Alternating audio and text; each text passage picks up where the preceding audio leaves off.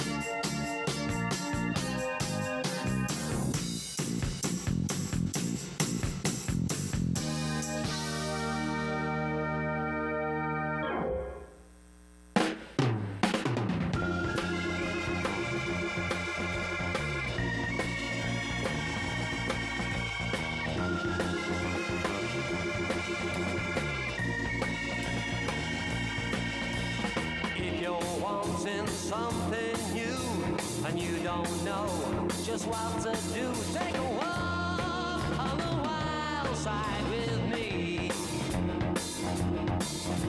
We'll see the sights, I'll treat you right. I know just what a woman like. Take a walk on the wild side with me. Be prepared to give your all, for anything goes.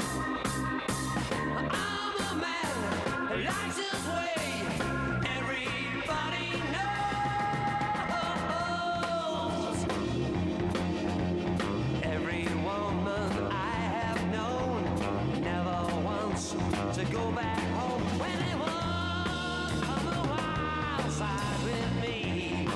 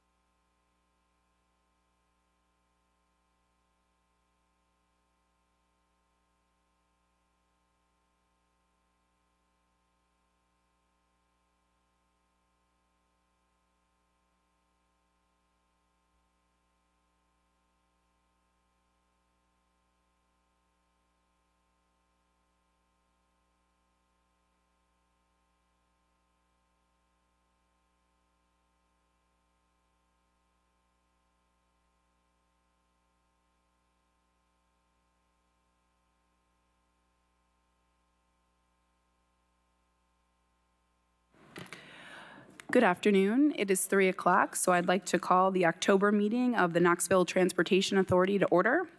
The first item of business today is a determination of a quorum. Mr. Lawhorn? I count 7 members. We do have a quorum present. Thank you. Next is the approval of the September 2024 minutes. Are there any comments on the meeting minutes? Do I have a motion to approve? Move to approve. Second? Second. All in favor? Any opposed? Approved. Thank you very much. The next item of business is the reports. I'll begin with my report. I just want to quickly make a comment. Yesterday, I was riding the Route 11, had an off-campus meeting. I work on UT campus, and it was great to see so many students boarding the bus, showing their ID to the driver. I was just really encouraged to see people using the new program. So thank you to the staff and to UT for making that happen. That's all I have to say. I will ask any commissioners for comments. This is only like kind of related to transit, but I just want to let everybody know that if you're free tomorrow between 10 and 5 on Union Avenue and Market Street, where the farmers market is AIA, the American Institute of Architects. It is our parking day, which is basically the day where we kind of try to celebrate creative ways to expand the public realm. And you know, you'll see installation by local architects, things that are public art, maybe an example of like a fun bus shelter, I'm not sure, but you know, it is obviously related, you know, to transit, because the more fun and walkable our city can become, the more transit can function well. So I highly recommend anybody that is in the downtown area or can make it tomorrow from 10 to 5 p.m. come check us out. I'll kind of be leading the show and making sure it all goes smoothly because I'm with AIA now. So yeah, highly invite you. It's a fun day to kind of just see creative ways to reimagine public space. Thank you. Any other commissioner comments? All right, I'll turn it over to the staff reports. Mr. Thorne? Yes, I just have two things to report on. First, I've talked to the board for the last several months about our APC data being certified. We received that certification this morning, so the numbers you are seeing for the September report are APC certified through the FTA. I also want to mention just the impressive ridership increases that we've seen both in FY24 but also in FY25. We had about 29% increase in ridership just this month. Also wanted to announce that we launched Cat Pay today. That is, we're allowing people to use the smart cards. We started that yesterday. We've had people on the platform both yesterday, today, and for tomorrow. We're educating people about that. I think people are excited about it. And in particular, I want to thank our entire TSS staff and also our marketing director, Becca James. She has been behind the scenes, problem solving, training to launch this program for our customers. So far, so good. Later on in the agenda, we'll talk about the Cat Pay Title VI Fair Equity Analysis, and Pat will go over that with the board. Those are my only two updates. Comments or questions from the commissioners?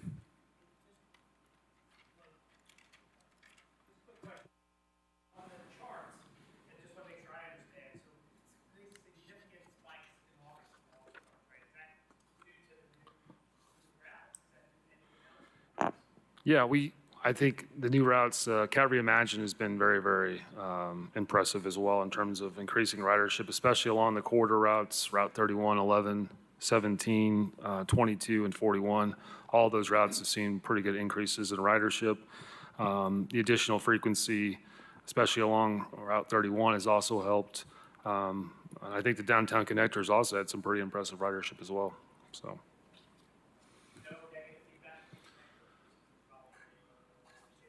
I think most of the feedback has just been nostalgic feedback, but also We're going to talk about some changes too that we're looking at in January for the downtown connector in terms of service hours, increasing service hours, making it more consistent throughout the week. So we have heard some feedback about that as well. So that's something UMAR is going to be talking about under new business, and that's our proposed changes for January. Yep.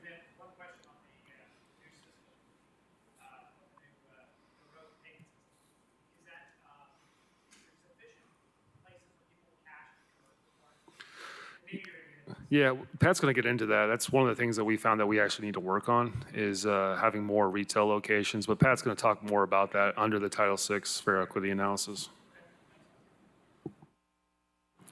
And I'd like to ask a follow-up question regarding CAT Reimagined. I know we're going to be talking about the proposed route revisions later, but is there a plan to do surveys or other formal customer feedback to better understand what's working well and what might still need additional tweaks? Absolutely. So what we want to do is contract with a firm. Of course, we kind of had that under CAT Reimagined, but what we want to do is survey our riders every single year to see where we need to improve at. And we want to actually have somebody come on and do the onboard surveys with our riders. So that could be customer service, that could be frequency, that could be amenities. There's a lot of different questions you can ask in that. And so that's what we want to start doing. Me and Pat actually talked about this last week. We're going to be getting some additional funding through the state. So there's ways for us to pay for that. But I think it's very, very beneficial, and it's nice to have a third party come in and do that for you. Excellent. And one other follow-up, what about on-time performance? Have you been tracking that with the new schedules? Yeah, on-time performance is around 84%. We still have some routes that we're working on in terms of late. And now that is an improvement over CAT Reimagined. We were in the 70 to 75%, or before CAT Reimagined, we're in the 70 to 75% on-time performance. We're now around the 84%, but we have work to do still on getting those routes, the late routes, better performing. So my goal is to get to 90%. So that's what I constantly am talking to UMAR about, is getting to 9% on-time performance. That sounds like a great goal. Yeah. Let's get all right. And he's constantly pushing back on that goal. All right, next item of business, staff reports. The TPO is not here today. Mr. Burton is not present, so we can move along to new business. The first item of new business is appointing a KTA chair. So I'm actually going to turn it over to Mr. Lawhorn to lead this discussion. Most regrettably, we have a vacancy in the KTA chair position, and the bylaws do require that we when a vacancy occurs in the office, in any office, the same shall be filled for the remainder of the term by vote of the commissioners. Did everyone receive my email sent earlier this week? I will not reiterate that. We do need to take nominations for the position of chair. As I stated in my email, I did inquire of Vice Chair Breakwood if she was willing to fulfill the remainder of the term, and I'm not going to say she is willing. I'm not to fulfill the remainder of the term. I don't know that there's a commitment beyond that, but the term ends at the end of the January meeting. That does not mean other nominations cannot be placed. And I will remind the KTA members that if Commissioner Breakwood is nominated and is approved as the new chair to fulfill the current term, we're going to have to pick someone else to be vice chair. So with that, I will open the floor for any nominations. I nominate Ms. Breakwood for the chair position. Do we have a second? Second. Any other nominations for the chair position? There being none, let's bring that one to a vote. All in favor of Commissioner Breakwood being elected chair to fulfill the remainder of the current term, say aye. Aye. Any nays? All right. Good job. Now you've created more work for yourself. We need...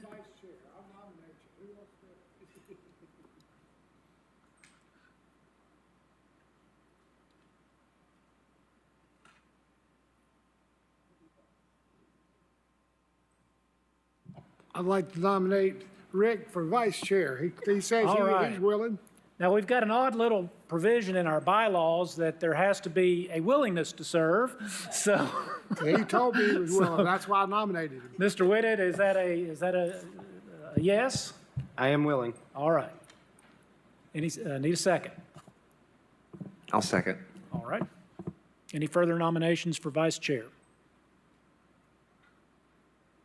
Nominations will be closed. All in favor, say aye. Any opposed? All right. We've got our officers. Thank you all.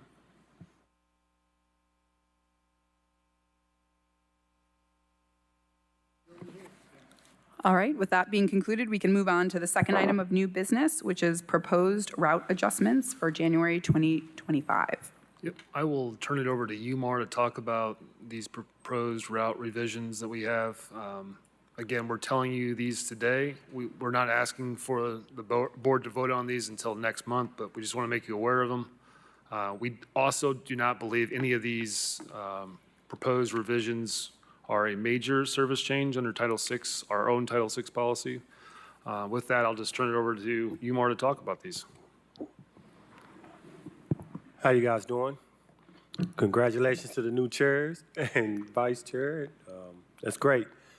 Well, my name is Umar, Tennessee, and I'm just going to, I hate that I'm behind you, but I didn't want to move it because it's working now. So I'm like, don't pay attention to me, just look at the slides. Okay, so these are the proposed route revisions for Knoxville Area Transit effective January 27th, 2025. The proposed changes are as follows. Route 1, we're going to extend Monday through Thursday hours to match Friday hours. So the last trip Monday through Thursday, well, Monday through Friday will be 10:15 p.m. There will be some revised routing to serve downtown only on the Route 1, and it will provide 15-minute service. The Route 20, there's going to be a revision in the routing from Central to Magnolia to Hall of Fame. The Route 23, we're going to extend weekday service. The last trip currently is 5:45, but we're going to extend that trip, that time to 7:45. We're also going to add Saturday service, where the first trip will be 7:45 a.m. to 7:45 p.m., which is a carbon copy of weekday service. And the Route 40, revised routing from Knoxville Station, serving James White Parkway, Sevier, and Allen Home. And Route 41 will have revised routing from Knoxville Station, serving James White Parkway, Sevier, and Blunt. Now we'll get into a little bit more detail. The purpose of revising Route 1 is to provide consistent service hours Monday through Friday. The revised routing is to serve downtown only, and it'll provide service to Howard Baker and Harriet Tubman, which is First Creek at Austin.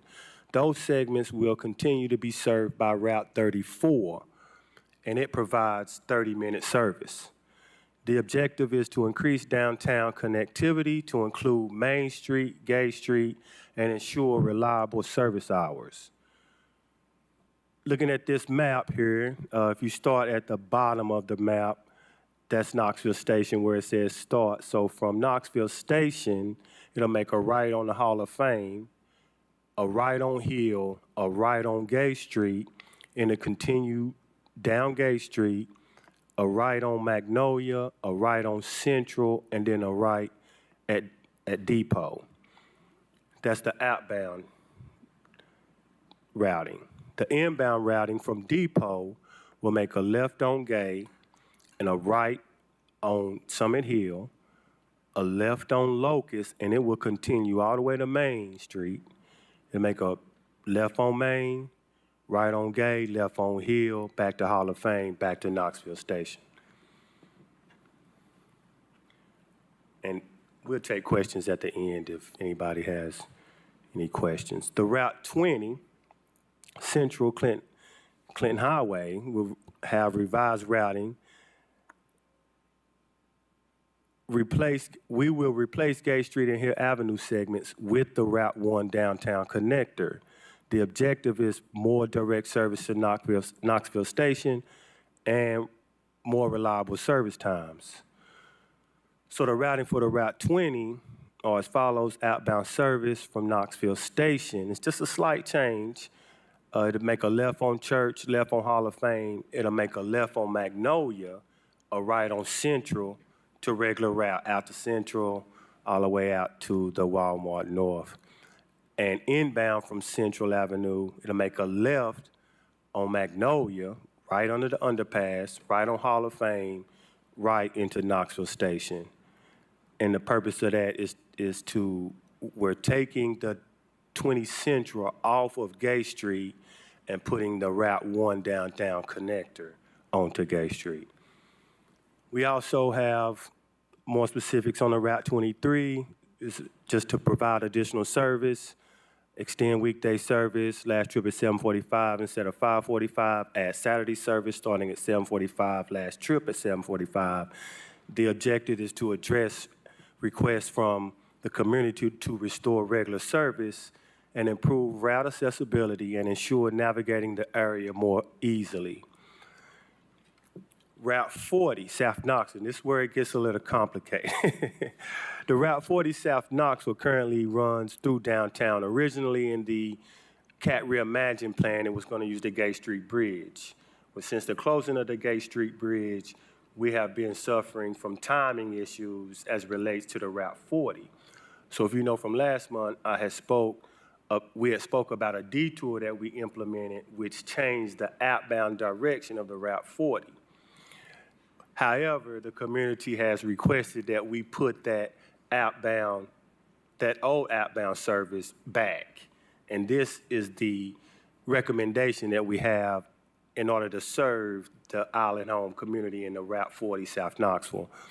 So the Route 40, we're gonna replace the Sevier Avenue and Blunt Avenue segments with the Route 41. So the outbound routing for the Route 40 from Knoxville Station will be left on Church, continue Howard Baker, right on Hill, left James White Parkway into Anita Drive, which will continue to Sevier Avenue. It'll make a slight right onto, a sharp right onto Allen Home and continue regular route. Right now, we have it, I don't know if you can see it on this map, but instead of going the routing all the way to your right now the detour goes down South Haven and it cuts off everything to the right of South Haven. And so the proposal, in order to get this routing back on time, we're proposing to use the James White Parkway, and then we'll be able to do the entire outbound routing. And inbound from Allen Home, it'll do the same thing. It'll basically make a left on Sevier, continue into Anita Drive, left on James White Parkway, right on Hill Avenue, left on Howard Baker, and continue to Church to Knoxville Station. And again, the objective is to address requests from the community to restore regular outbound routing, which was revised due to timing issues. Now, the 41 is going to actually provide service on those segments of Sevier and Blunt that were taken off of the 40. So the outbound routing from Knoxville Station would be a right on Hall of Fame, left on Hill, right on James White Parkway, right on Anita Drive, continue Sevier, continue Blunt, left on Chapman to your regular 41 Chapman Highway route. Inbound from Chapman, it'll make a right on Blunt, continue Sevier, continue Anita, left on James White Parkway, left on Hill, right on Hall of Fame, left on Church to Knoxville Station. And the objective, again, is to continue service along segments previously served by Route 40 to address requests from community to restore the regular outbound routing of the Route 40 due to timing issues. And last but not least, I just want to make you aware of an emergency detour that we had to implement as of yesterday due to a recent number of accidents we've been having in the UT area. On Route 42, in between between 17th, 16th, and 17th, we have cars that are being parked on both sides. It's been trouble. It's been very, very a big problem for buses to get through that section. It's only that one block. So we had to take one of those buses off of Clinch Avenue. And that's where the issue is between 16th and 17th at Clinch, on Clinch.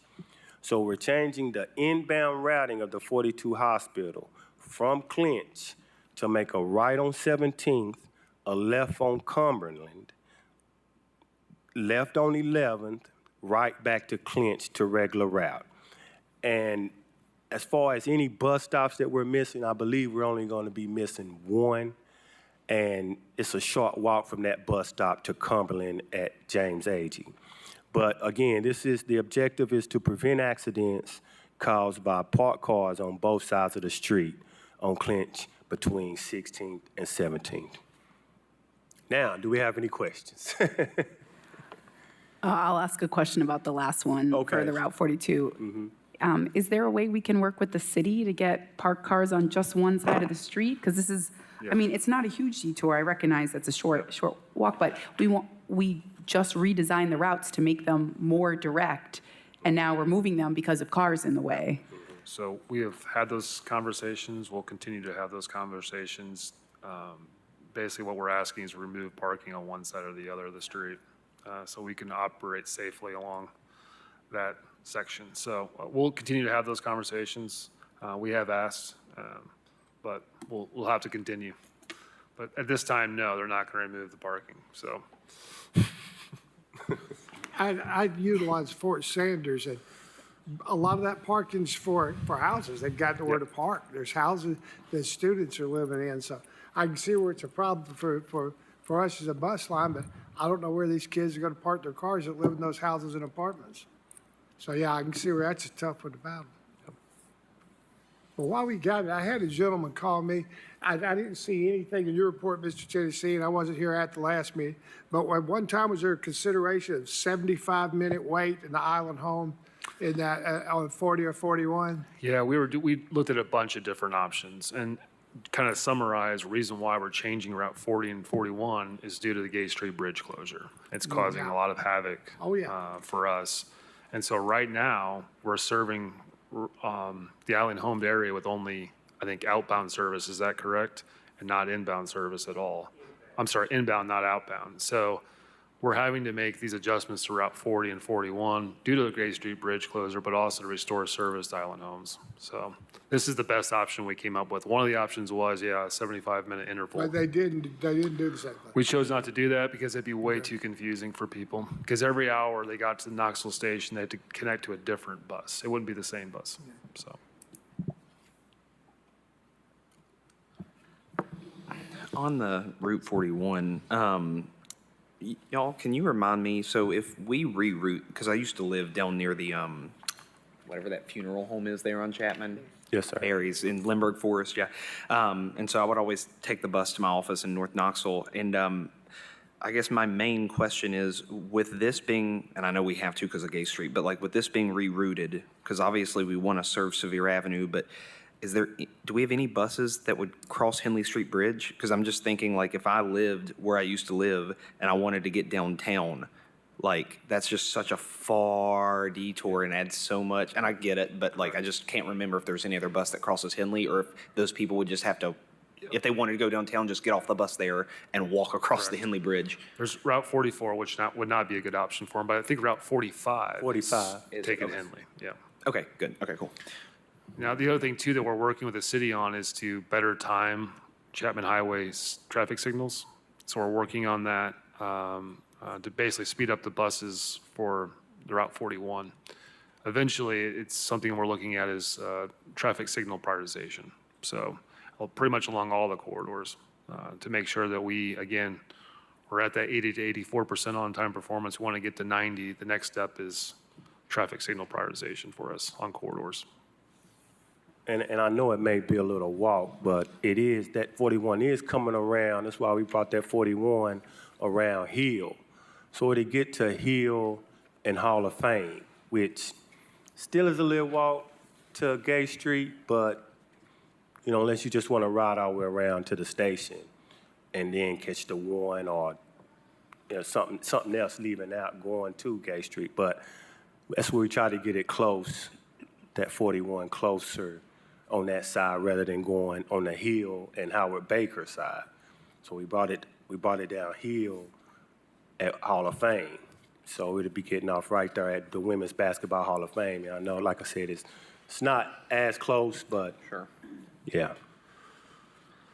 In regards to the downtown connector, and I guess also to Route 20, I have two questions. One, when dealing with the downtown connector, do we have any current routes that basically have kind of an inbound and outbound route difference in terms of like positioning as we do now? And if we don't, I'm just curious how we plan to make sure that's advertised well. So if people know, hey, I'm trying to get to, say, like the Tennessee Theater, you know, again, not that it's far, but just so people are aware, like, hey, I can get off like at the Tennessee Theater if I'm going north, but if it's coming south, because again, I don't just, as long as it's advertised somehow well, right. I think it's a fine idea. But Yeah. To answer that, we tried to avoid this as much as possible. Sure. I mean, basics of planning 101 is you don't want to do this, but this is a little bit, it's hard for us in every single situation not to get around this issue. I mean, what we're trying to address, again, is some timing issues on Route 20. So we're going to have to cover Gay Street, but also we realized we have no bus service going directly in front of the city-county building outside of buses going inbound. So nothing going outbound at all. So that's why we wanted to make sure that we're serving the city-county building with dedicated service of some sort.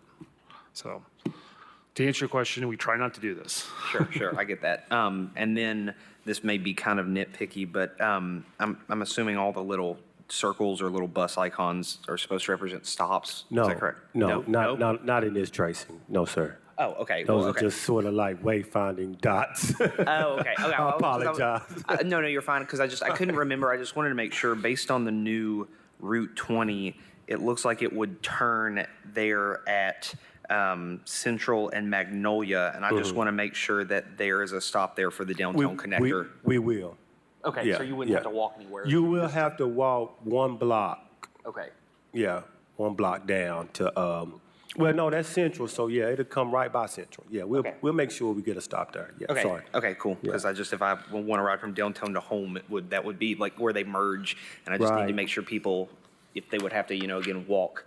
I Right. mean, not that a block's far, but if you could just make them converge there, it would be very convenient. Yes, sir. Awesome, thank you. Yes, sir.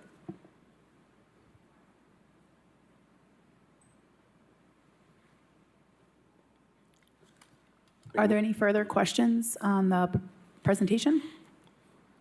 Oh, yeah, sorry, one more. What's the current end time for the downtown connector? Monday through Last- Thursday? Monday through Thursday, the last trip is 8:15 Currently. currently. It's going to change to 10:15. 10:15, we're okay, so proposing two it. extra hours. Okay, Yes, yes, awesome. sir. Okay, thank you.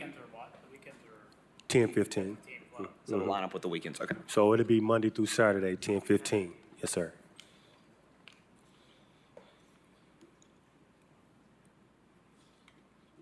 And we also plan to put these revisions with better maps and showing the stops and everything up on our website and opening up for public comment for the community. And then when we come back next month, we'll ask that you guys, we'll bring the Title VI analysis, which we don't feel is going to have a major impact, and we'll ask for you guys to vote on these revisions then. So I just now noticed, though, with this change, is it that we're essentially doubling the service time, though, of the connector? Because wasn't under CAT reimagined at every 7 minutes? It was every 10 to 12. It's now going to be 15. Okay. Yeah, I mean, so that's it's still not a great, but- huge change. Okay. Yeah. Yeah, we looked at, again, this is not under the KTA's purview, but all these changes, for the public's knowledge, they're budget neutral. So we tried to do this budget neutral. Right. And we're adding basically Saturday service for Route 23, which is a lot more hours. We're able to gain some efficiency with Route 1 to basically make it budget neutral, so. Are we satisfied we will not need a public hearing do not believe we'll need a public hearing. Okay. If that changes, let us know. We will. And we'll get a notice out for Yep. next meeting.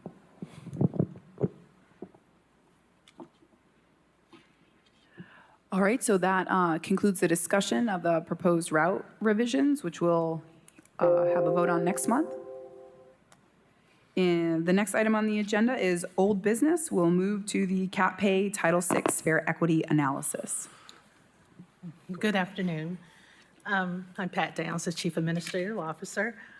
Just wanted to go over the Title VI analysis based on the fare changes. Again, our Title VI policy states that any changes in fare or any major services in changes in routes requires a Title VI analysis to ensure that the changes that we are proposing will not have a disparate impact or a disproportionate burden on our low-income population.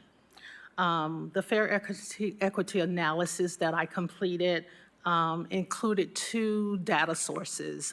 The first came from a survey we conducted in August of 2024 on our website, as well as at some of our public meetings and through our customer service counter. And the other set of data came from a 2021 onboard survey. And this data was also used as a part of the analysis for the CAT Reimagine. So I use a combination of those two resources. And just to give you, if you look at page 6, the Title VI analysis itself is at the end of your packet. If you look at page 6, just want to give you a snapshot of those recommendations that we are proposing as it relates to the fare changes. The one ride pass, no longer sold at our customer service counter. However, it is available through the transit app. The one-day pass, again, is going to be a stored value on the smart card, which is a reloadable smart card that the customer can add value to that card in their increments of their choice, and then having that purchase specifically priced for them. And then the 30-day pass, again, is going to be stored value on our smart card. And again, the customer will be allowed to add cash to their account. The 20 ride, no longer sold at the customer service counter. However, the customer can download the 20 ride through the transit app. And then the other recommendation comes with CAT Pay itself. It's going to be a reloadable smart card with denomination of cash from $1 to $100, and have only the price of the fare of the product deducted from the cash balance. The other recommendation is the CAT Pay card price. Again, we're charging our customers $4 for the smart card, but this is an option.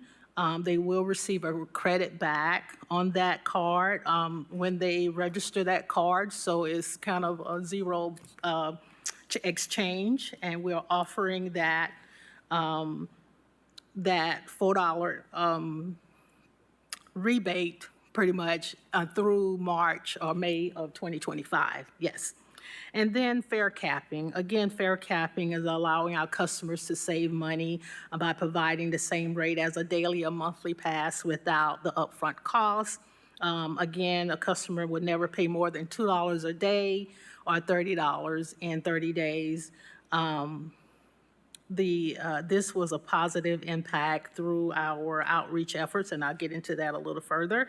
And then the other recommendation is phasing out our magnetic paper tickets. And we're implementing a new fare media. So this is going to also do away with change cards and those one-day passes.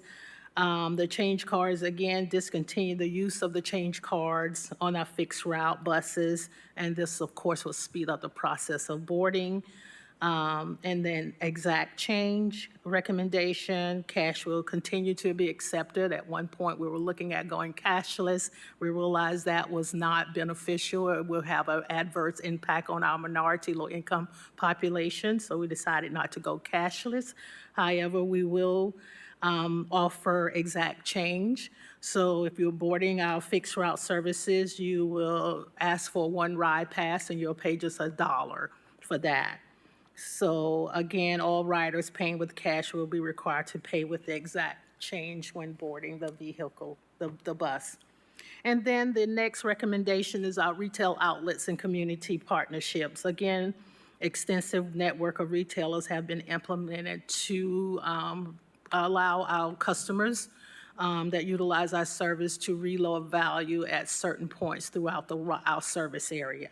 So those are some of our recommendations. And again, I know credit cards and debit cards were an issue with at some of our public outreach meetings. And so again, those retail outlets, those customers will be allowed to use cash if they need to load value on their cards. Again, each of these recommendations was evaluated together to determine if there would be any disparate impacts on our minority population as well as disproportionate burdens on our low-income populations. If you look at page 8, kind of gave you a brief snapshot again of our ridership, our current ridership profile. And if you look at page 8, table 2 and table 3, it gives you the usage of our group by race and our current fare. So if you look at our 1 ride pass and our 20 ride passes, you see that the percentage is very low compared to some of our other fare media that we offer as well. And again, if you look at the fare usage as it relates to income, you see that the 20 ride as well as the 1 ride passes that we are no longer selling at our customer service counter.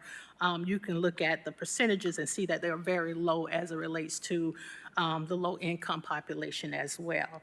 So again, based on that, we saw that there was no, according to the Title VI policy, it has to have a rate nearly 10 percentage points higher than the overall population. And because of that, we did not see that this would have any type of adverse impact on the minority low-income population. And again, keep in mind, they're still able to download the 1 ride and the 20 rides if they have the transit app.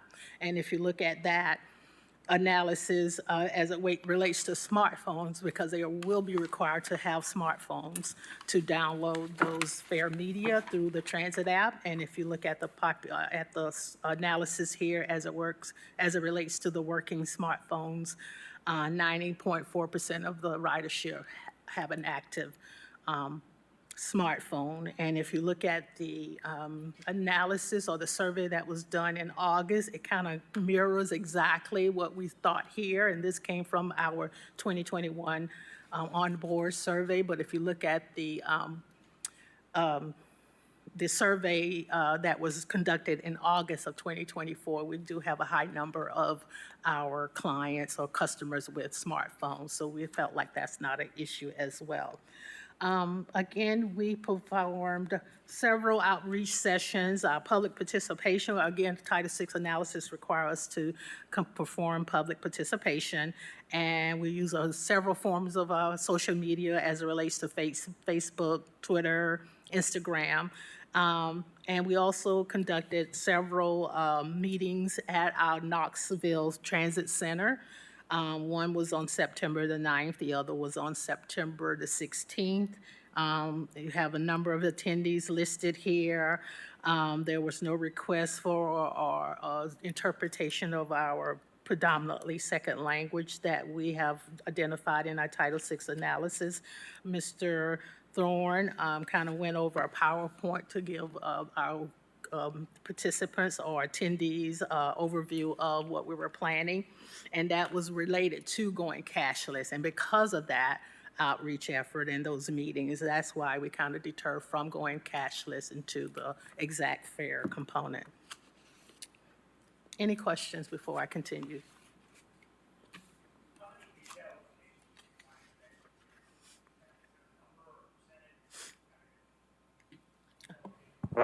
I would say as many as we possibly can. I think what we're really trying to do is target areas that don't have very many retail locations along our routes. And those are the areas we want to hit first and ensure that they customers living in those neighborhoods have access to go get or load up their card, basically.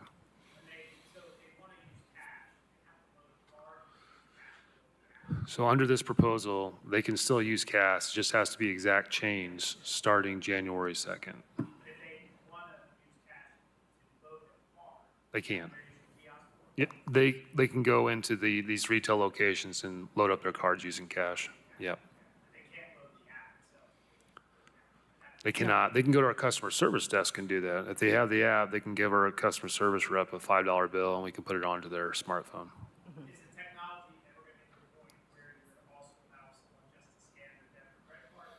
So the company we're using, they're already rolling that out at certain agencies, where you have the ability to tap your debit card or credit card on the validator. That's how you pay your fare. We aren't exploring that right now, but yeah, there is that capability. And Isaac, did you say you all are going to have a map, or do you already have a map? There's a map actually here in this somewhere? analysis that Pat's provided. It shows basically where the retail locations are in proximity to where our routes are. But again, I think when you read through this, and something Pat's going to talk about is there's still work to do in terms of getting more retail locations. So I wanted to go over the analysis of no potential adverse effects based on those recommendations that I just went over. Again, fair capping, again, there's no statistically significant impact on fair capping because, again, it's optional. But if you look at our population, over 59% of our passengers ride at least 5 days a week. And the minority and low-income customers who pay by cash ride frequently enough that could benefit from fare capping, but it's not mandatory. So we didn't feel like that would have an adverse impact on our minority and low-income population. And again, the elimination of the 1 ride passes at the customer service counter as well as the 20 ride passes will not have a significant impact as well, because if you look at the percentage of ticket sales for the low income and minority population, it's not really significant. And then again, if they do want to purchase those 1 ride or 20 rides, if they have a smartphone, they could do that with the transit app. And again, 90.4% of our population or our service area population do have a smartphone. And then the change card, again, the change card is just basically if they put if they want a 1 ride or a 1 day pass, which is $2, and they put $5 in the fare box, they get a change card back because we're not able to give them $3 cash. So they get this $3 change card that they could use again on another route or another ride. So there was really no significant impact on that because it was just a change card that they get back. And then exact change. Overall cash users, if you look at our statistics, cash users account for at least 40% of minority usage and 42% of non-minority usage. Overall cash users for low income is 43%, as compared to non-low income usage of 44%. So again, there is no, that 10% point beyond the system-wide percentage is not significant enough to cause an adverse impact on our minority low-income population.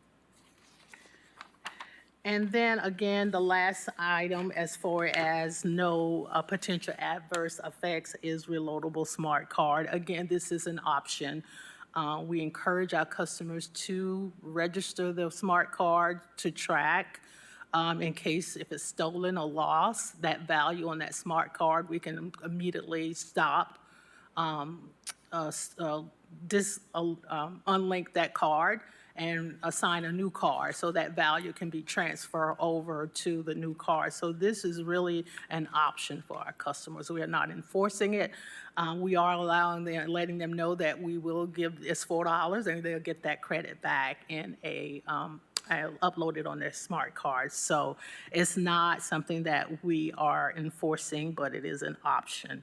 So again, we don't feel like that is an adverse or impact on our minority low-income population. So based on that, the remaining recommendations, the one-day pass, the store value, again, they can load that on a smart card, or they can, again, use their transit app. And that's the same with the 30-day pass. They can use store value on their smart card.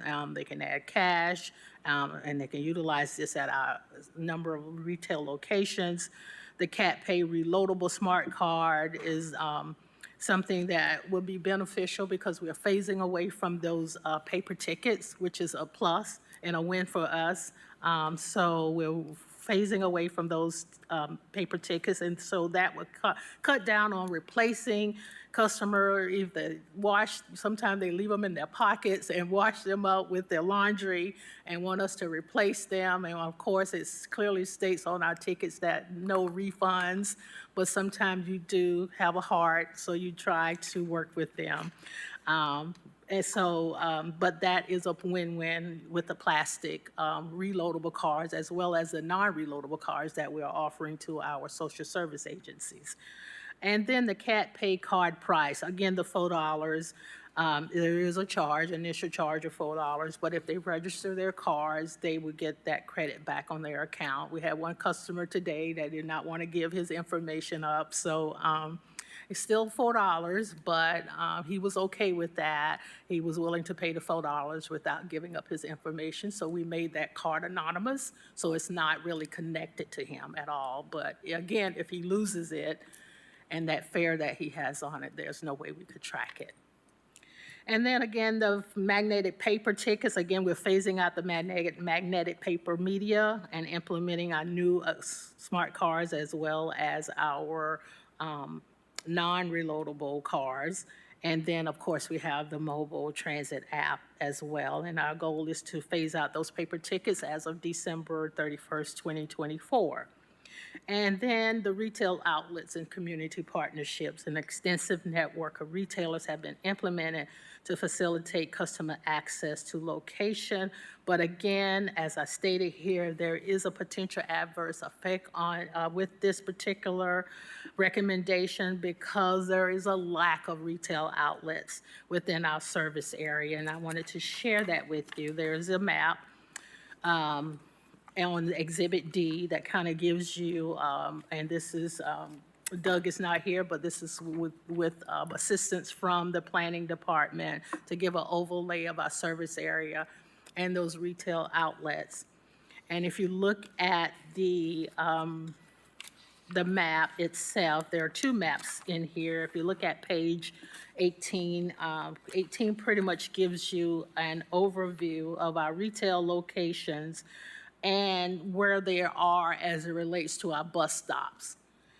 But the real detail of our retail locations outlet is on Exhibit D, page 19, where you can actually see where our minority low-income populations are located at.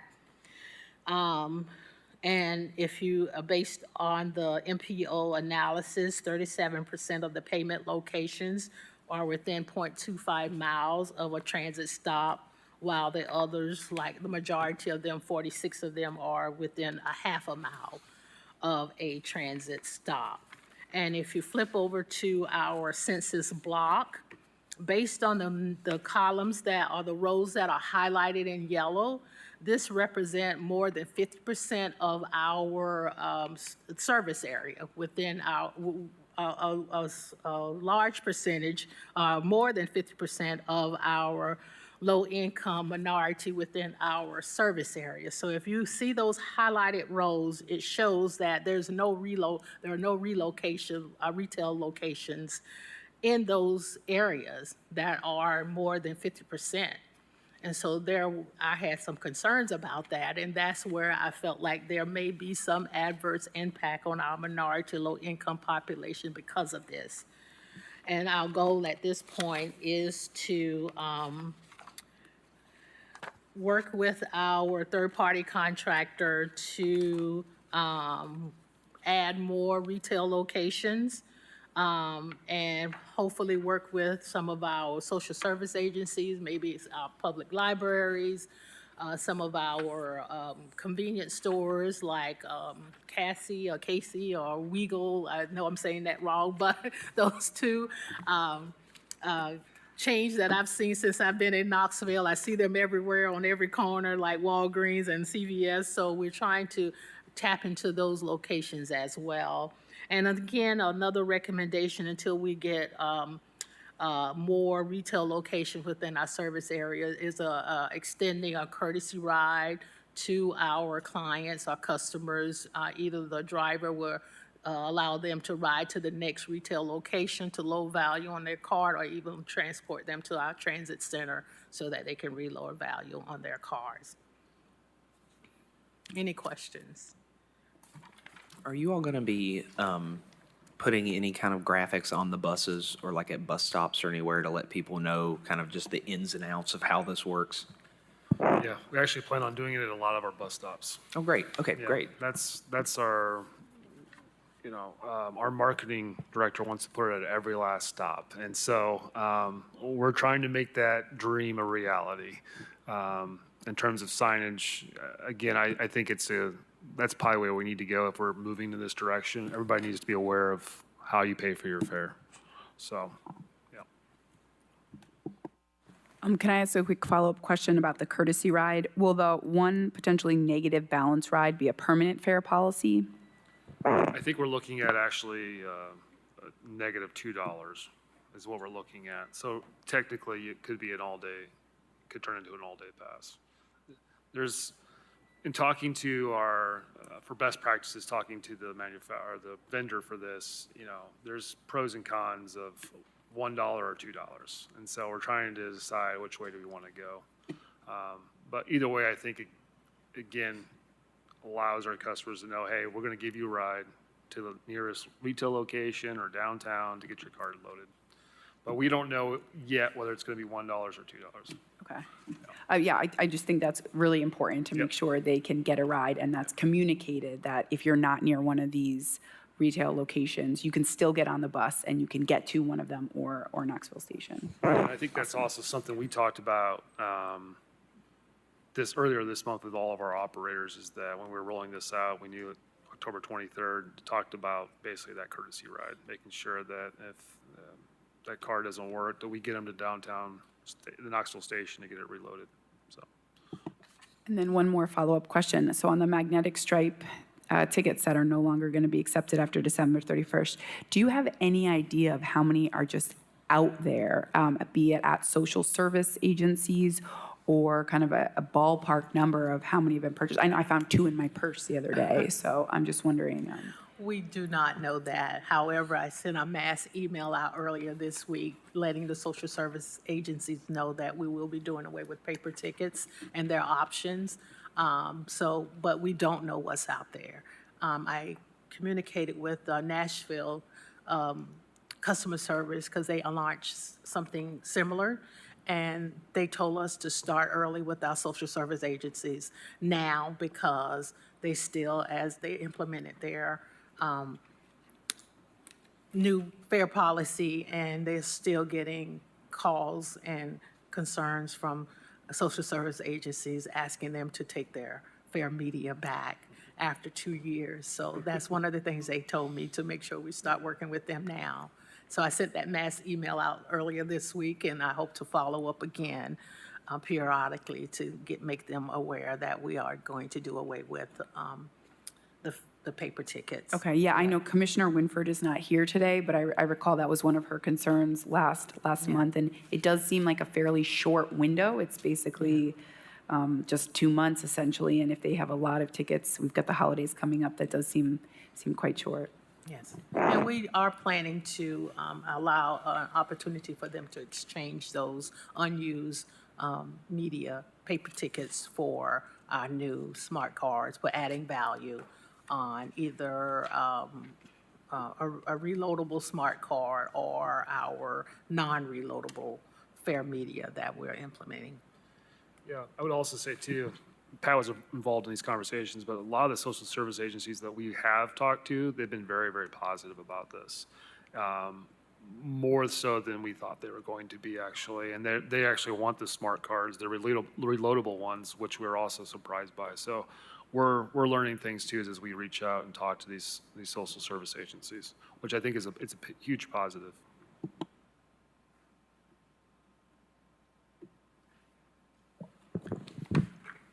Let me remind everyone that we do require a vote on this item, but your vote is limited to approval and acceptance of the Title VI Fair Equity Analysis. It is not, we are not voting to accept the CAT pay program. That is already in place.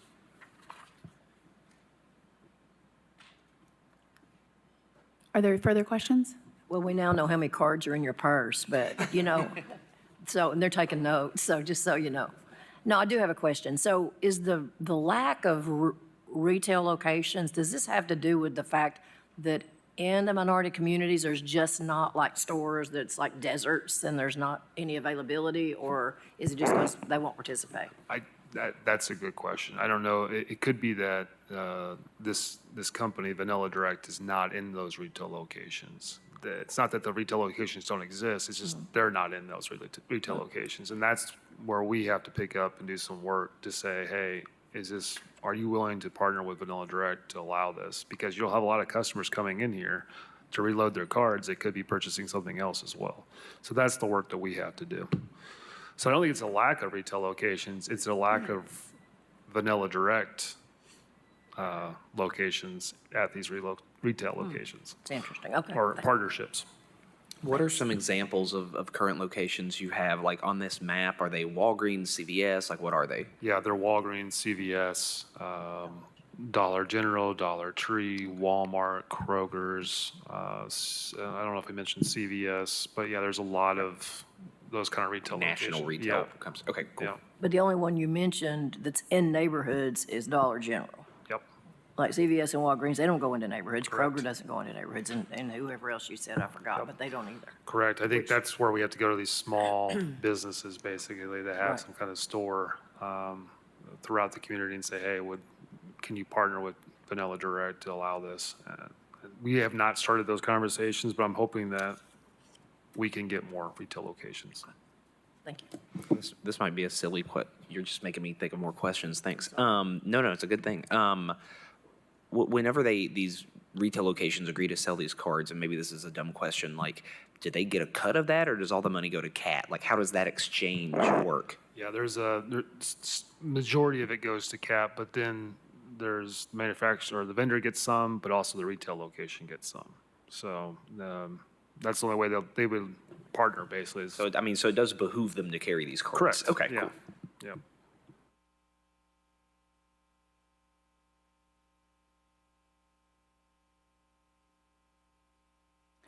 Are there any further questions or comments on the Title VI analysis? All right, I see there is a resolution on the last page of the packet, and that is what we are now going to move to. If there is a vote, we need a motion to approve this. I will motion to approve the resolution before us. Second. All in favor? Aye. Oh, I forgot. Don't talk. Any opposed? All right, the resolution passes. All right. Next item on the agenda is any public comments. Do we have any public comments today? All right. Oh, I think she-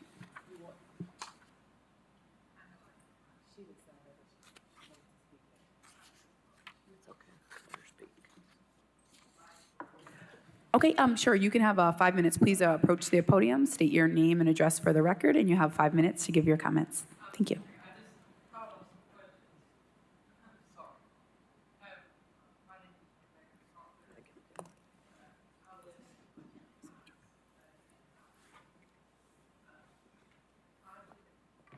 I do have some questions for the analysis that you mentioned earlier. On the And ma'am, smart if I may cards. interrupt very quickly, if this is for public comment, we will accept your comment If you have questions, staff certainly will be available after the meeting to answer specific questions, but feel free to make whatever comments you like to make. Oh, okay, then never mind. Never mind then. I'll speak with Dan then, later. We'll get with you right as soon as this All ends. right, all right. Thank you, sir, and thank you. We appreciate you coming today. All right, are there any further public comments? Anyone has signed up?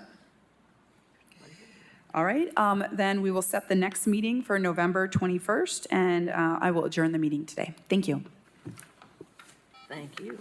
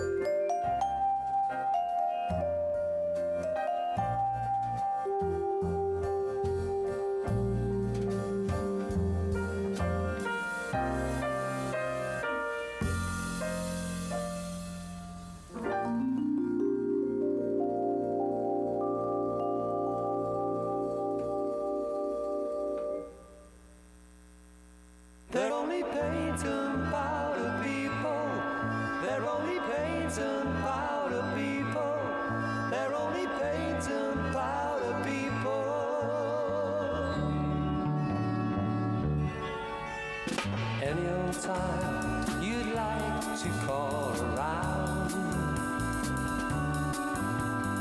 I'll be here, I'll never let you down.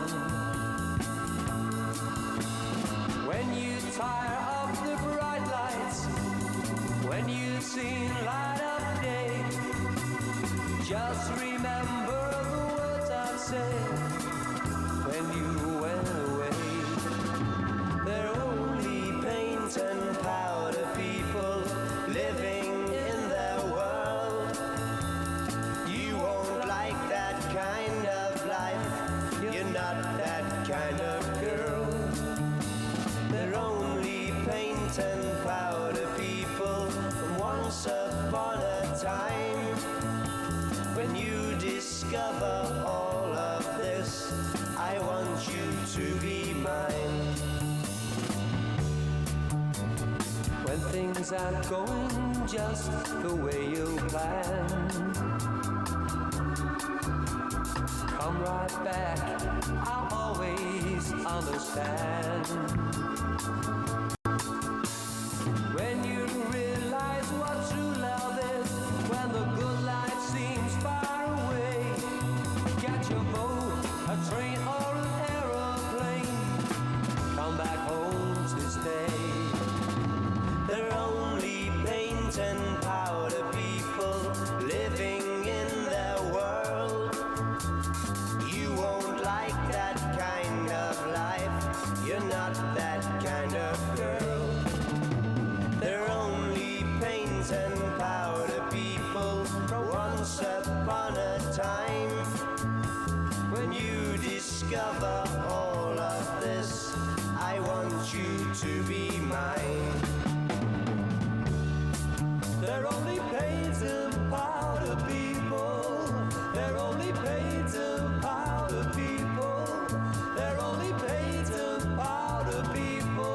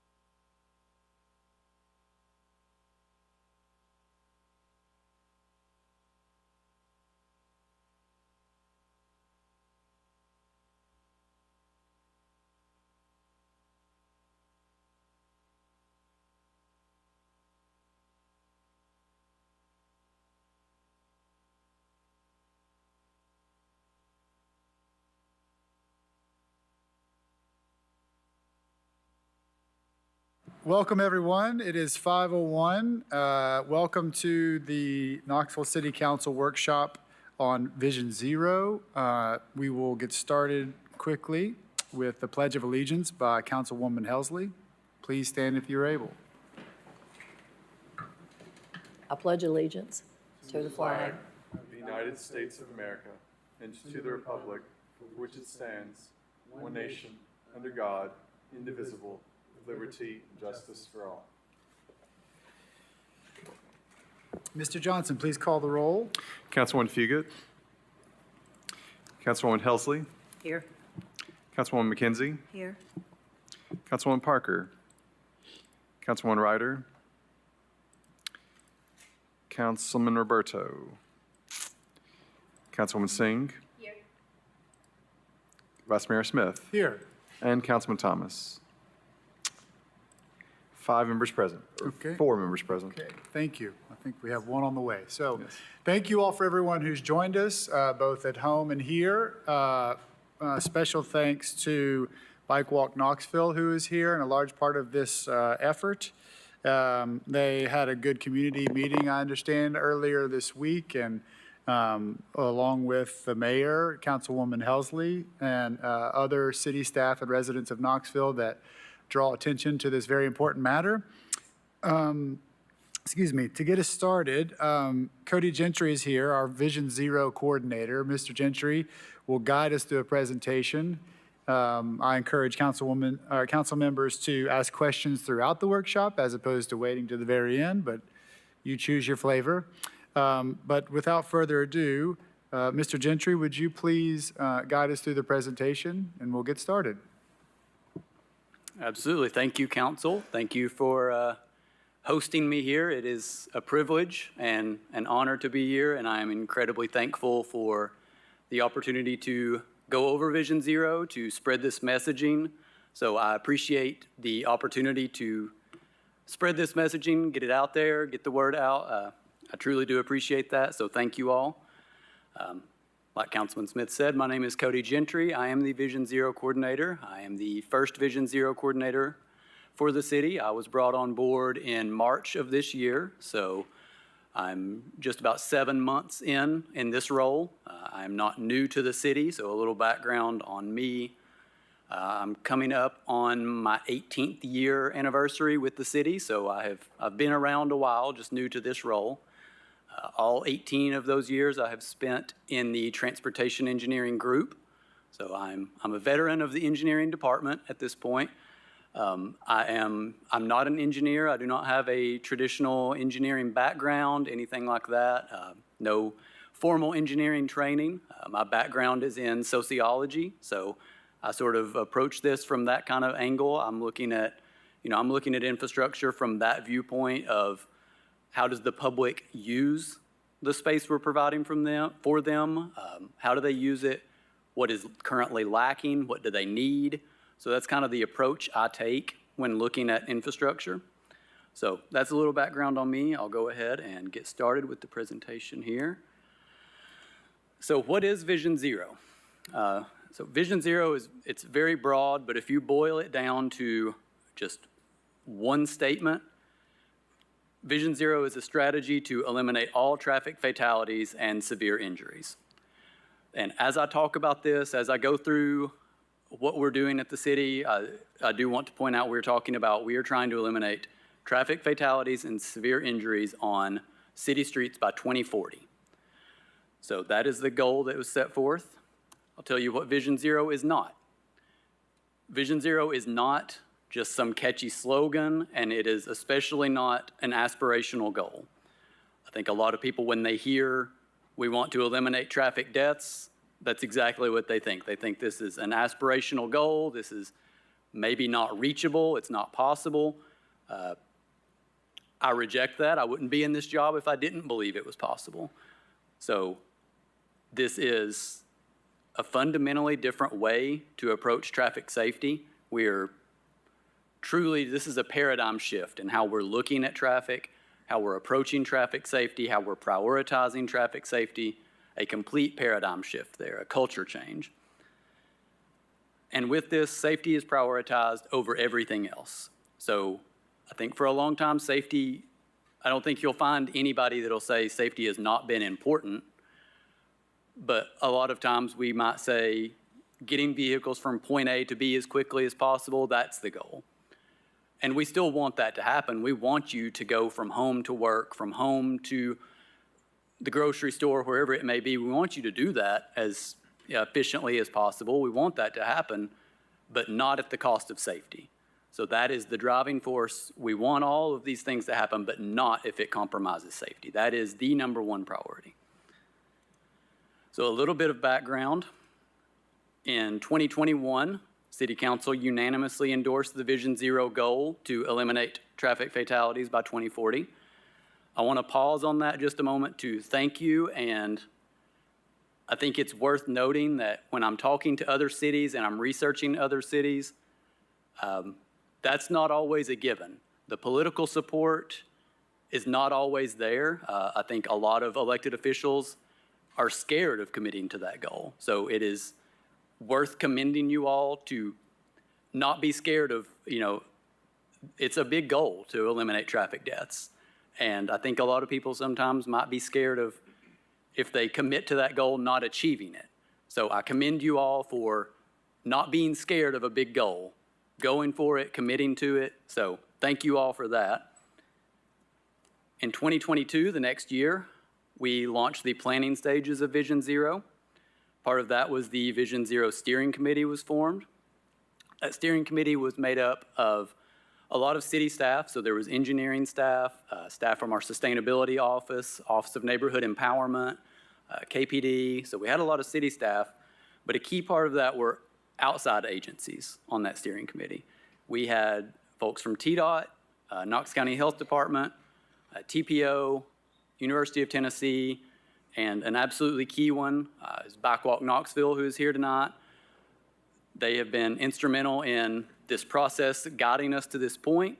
They continue to be an invaluable resource for me. I lean on them heavily. I cannot speak highly enough. I know some of you were there at the walk with elected officials the other night. So you know the things Bike Walk Knoxville they're doing in the community. They have been, again, just instrumental through this process. So I want to give them kind of a special shout out there.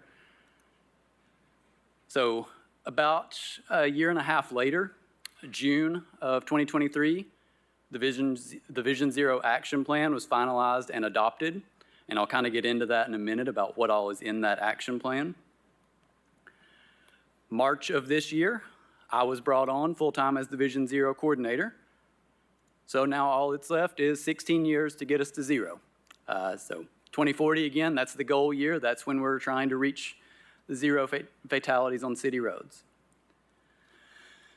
So the Vision Zero Action Plan, here's just a little bit information on that, and it's available on the website. I believe it was emailed out to you all. If you haven't looked at that, I encourage you to look at it. It contains the high injury network, so that's where the crashes are happening.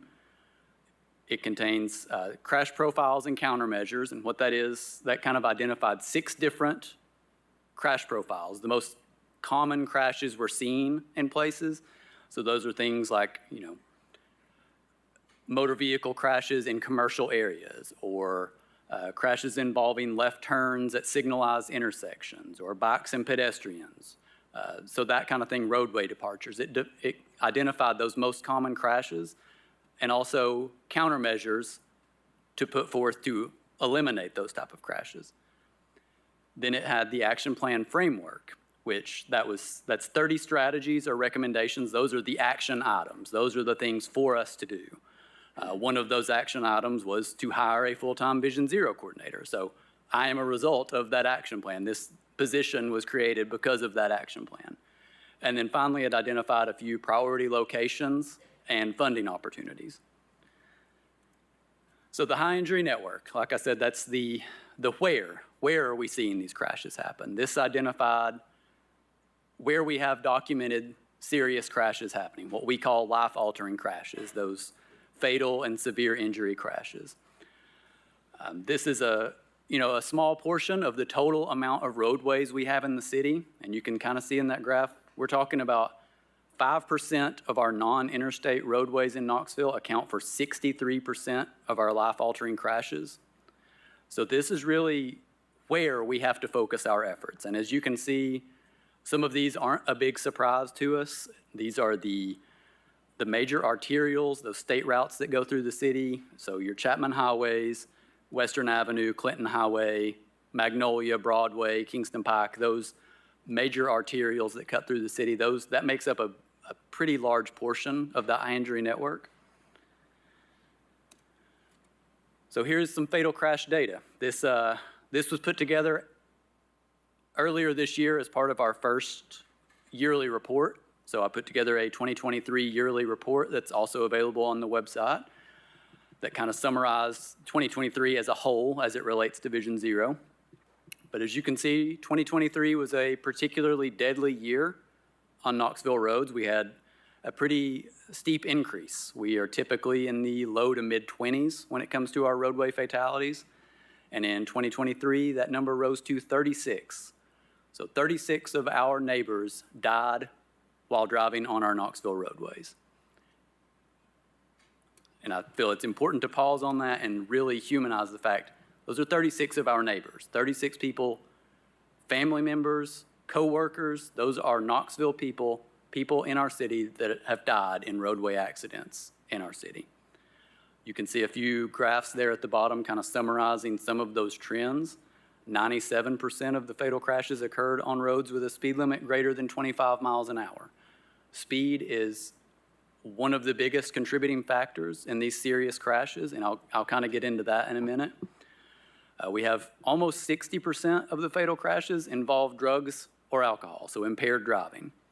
So we've got a couple of kind of human factors here. So we have the impaired driving. We have 44% of fatal crashes involved someone not wearing a seatbelt, so unrestrained drivers or passengers. And then where are they happening? 72% of our crashes, fatal crashes in 2023, occurred on those state routes. So that number kind of comes to 26. 26 of the 36 occurred on state routes, and 10 were on our local city streets.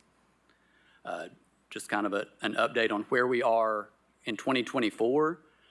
We are currently at 24 fatal crashes this year. So that's 25% less than we were at this same time last year. So it is less, and obviously we don't want to be at the same or more, but I do, I want to make sure everybody understands that sure, we want to decrease, but that decrease is not the goal. The goal is zero, and any death is unacceptable. So while 24 is an improvement, it's also just more of a return to what we had seen previously.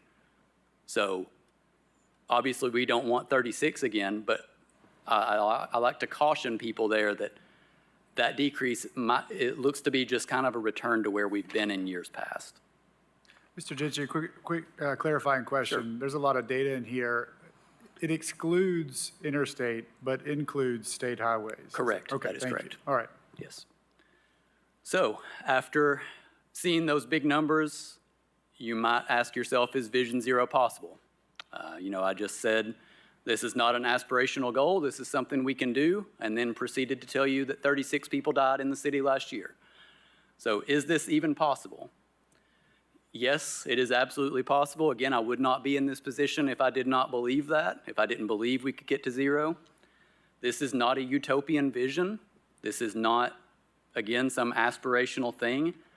Not only is it possible, it's happening. Multiple places here in the U.S., so oftentimes it is happening in Europe, but I think a lot of people here sometimes are dismissive of that and say, sure, but what about in the U.S.? But it's happening here. It's happening in the U.S. A few examples. Hoboken, New Jersey they are kind of the shining star of Vision Zero. They are going on 7 years straight now without a recorded traffic fatality on their streets. So not only did they achieve it, they've achieved it and maintained it for going on 7 years at this point. Also, when I say that these communities they're achieving it, I'm not talking about small communities. We're talking about major cities that are doing this. So we have Hoboken. Nearby, we have Jersey City, New Jersey. That is just south of Hoboken. It's where the Statue of Liberty is located. They achieved it in 2022. Alexandria, Virginia, just outside of D.C. They achieved it in 2023. So again, we're having people do this. There is no reason Knoxville cannot be on that list.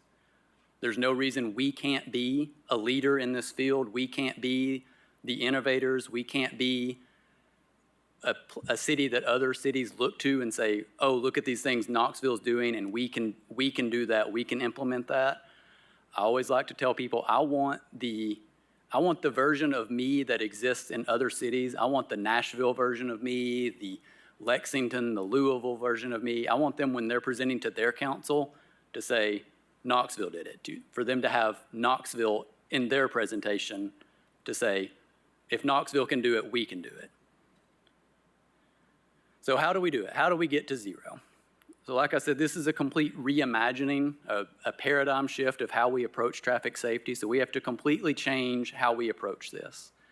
So we have our traditional approach and then the Vision Zero approach. Traditionally, we have said that traffic deaths, though they're just inevitable. That's kind of the cost of doing business. You can count on 25 crashes a year are going to be fatal crashes. You can just count on that moving forward and don't be surprised, right? We have to completely reject that. Traffic deaths are unacceptable and completely preventable. Part of this, again, with that shift in the way of thinking, previously we've called these traffic accidents. These are just, oh, there was an accident that happened. We have to stop looking at it that way. These are crashes, not accidents. These are preventable things that have happened that we can fix. Previously, we had planned on, perfect human behavior. And what I mean by that, if we put a speed limit sign up, a driver's going to drive that speed limit and everything's going to work out perfectly. So we've designed for everybody behaving exactly the way they should, never making a mistake, doing everything perfect. That doesn't work. We know humans are imperfect. We all make mistakes when we drive. We don't do everything perfect. We have to integrate that human failing into our approach. We have to build in some redundancies there. So when that human failing happens, there are kind of multiple layers there of safety to protect drivers, to protect pedestrians, cyclists, any roadway user. Again, there's multiple layers of that built into our traffic system. Previously, we've just looked at preventing collisions. Just as a whole, we don't want crashes. We have to look at that and kind of triage it. We have to look at these most serious ones and say, we have to prevent the fatal and the severe crashes. If we have a crash that happens one year and it is a fatal crash, and we have that exact same crash happen the next year, we need it to happen that next year. We need to implement things to make sure that severity is less, so that maybe your car's in the body shop, but you're going home that night. Again, that severity is less. The collision might still occur, but now it is, a minor crash, an inconvenience, but you're still alive. You, the other driver, you're all still alive. Previously, this kind of goes back to the perfect human behavior. We put a lot on the individual. A lot of responsibility was on the driver, the pedestrian, the cyclist. A big part of that was, I think, as a society, we sort of took place in some victim blaming. You would hear things like, if a pedestrian was hit by a car, well, they weren't crossing in a crosswalk. One of the worst ones was, well, they weren't wearing reflective clothing, as if every person that leaves their house is supposed to put on bright reflective neon because they might be outside of their car, as if they're supposed to plan for that. So we've had some victim blaming going on in the past, and I think we have to take a step back from that and look at the system we're putting people in. So when I say systems approach, I mean maybe that pedestrian wasn't crossing in a crosswalk, but where was the nearest crosswalk? Were we expecting them to walk a half a mile down the street, cross a 60-foot wide street, and then double back another half mile? Because that's just unrealistic. Somebody's not going to do that. Are we also putting pedestrians and cyclists, asking them to share the same transportation system with drivers that we know are speeding, vehicles that we know are speeding? I think we know that's an incompatible system. If we're asking pedestrians and cyclists to share the same roadway with speeding vehicles, that's not going to work. So I think we have to look at the system we're putting everybody in and making it safer for all of those users. Then finally, sure, we want to do all this, but saving lives, it's expensive. These projects, doing all these things, that's really expensive, and we just don't have the money, right? Saving lives does not have to be expensive. I'm going to show you a little bit later some of the methods we're taking that we can do these things quickly, we can do these things cheaply, we can get things on the ground that save lives. So I kind of mentioned earlier about just speed being a contributing factor in these crashes. This graph up at the top has been around. Some of you may have seen that in the past. It's kind of focused on pedestrians. But a pedestrian hit by a vehicle traveling at 40 miles an hour, only 1 out of 10 pedestrians will survive that. Compared to 20 miles an hour, the same type situation, 9 out of 10 pedestrians will survive that. I think you can sort of put that same logic on multi-vehicle crashes. If a vehicle runs a red light and hits you right in the driver's door, if they do that at 40 miles an hour, that impact is going to be a lot less if they did it at 20. So I'm not an expert in physics, but I think I can understand that level of it, that a lower speed equals a safer speed. And not only that, you can see at the bottom that field of vision, and that's just looking at how our brains process all of that information. Our brains can't process, if we're traveling at 30 to 40 miles an hour, we can't process the things in our peripheral, pedestrians, kids walking, people entering the road. We can't see, process that, and react in time when we're traveling at that speed. However, if you're at 15 miles an hour at a slower speed, not only do you have time to process that, see what's going on, but most importantly, have time to react. So if something does happen, you're able to react in time and prevent a collision. So some of the things we are doing in the city, we are prioritizing safety and the high injury network. An example of that is we do what we call the signal index, which that is looking at intersections to see where we want to install traffic signals. And previously when we have done that, a driving force, safety has been a part of that, but a driving force of that has been, where can we install a traffic signal to alleviate congestion? Or if we have people waiting a long time to turn out from a side street, where can we put a signal to get them off of that side street faster? We have sort of flipped that. And now when we're looking at new signal locations, crashes are the driving factor in that. Crashes are the first thing we're looking at. Where do we have preventable crashes that if we put a signal, those crashes aren't going to happen? Then we can look at all of those other things. We can look at the things about how long does it take people to get out from the side street. But goal number one is reducing those preventable crashes. Something else we're doing is we're starting to look at every fatal crash and reviewing everything that happened with those fatal crashes. I think it's important to note that every single crash has multiple contributing factors. Previously, when you've looked at a fatal crash, some of those, like I said, almost 60% involved impaired driving. And I think oftentimes people may see that and say, well, if the driver was impaired, how can you plan for that? So just move on. There's nothing you can do for that. We have to completely reject that. And sure, that was a contributing factor, but that's one of many. So we have to look at, again, the roadway we're putting them in, look at all of the factors that contributed to that crash, and importantly, identify potential improvements. So roadway departures, looking at how do we keep vehicles from departing the roadway? How do we keep them on the road? Look at all of the different factors, identify the improvements to reduce the frequency and, most importantly, the severity. We need to learn from these crashes. We obviously don't want these to happen, but we can't change what's already happened. So if a fatal crash has happened, that is an opportunity for us to learn. They say that, a problem is half solved if it's identified. So the problem's been identified if we have a fatal crash happen somewhere. Something's not working there. So that's an opportunity to go here, figure out what's happening, figure out those improvements, implement them, because ultimately, as that last point says, no one should be the second person to die on the same street. some of the things I kind of mentioned about, roadway departures, things like that. When we're looking at what to do in these locations, the FHWA has what they call proven safety countermeasures. And these are data-driven things that, if you're having this type of crash, you can implement this. We kind of treat it like a menu, that if you have this happening, you can look here.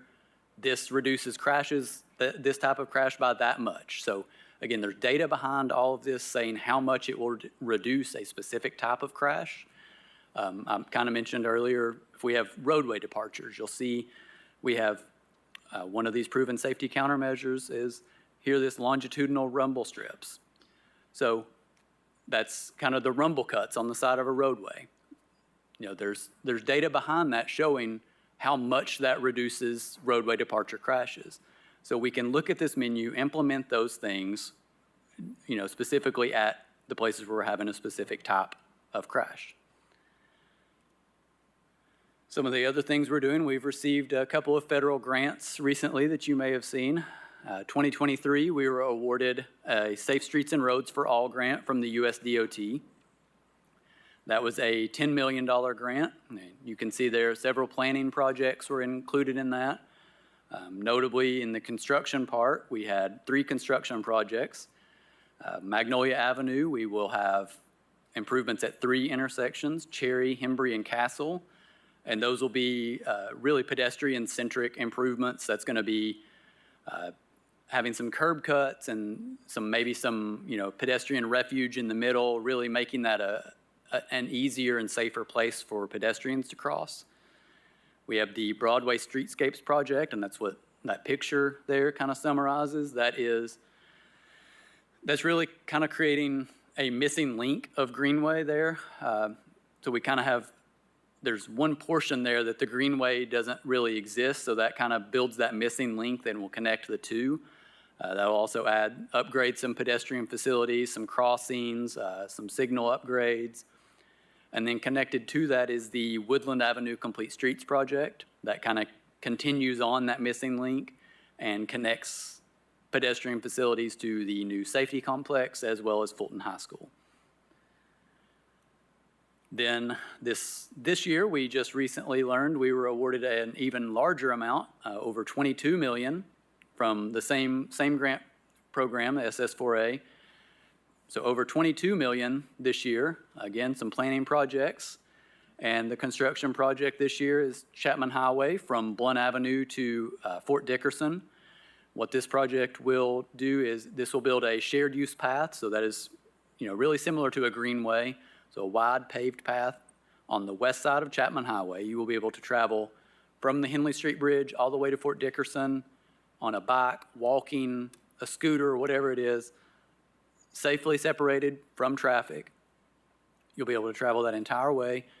It will also build landscaped medians on Chapman Highway. So there will be left turns at intersections, but a good portion of Chapman Highway will have landscaped medians to kind of protect the head-on crashes and some of those other angle crashes we were seeing at driveways.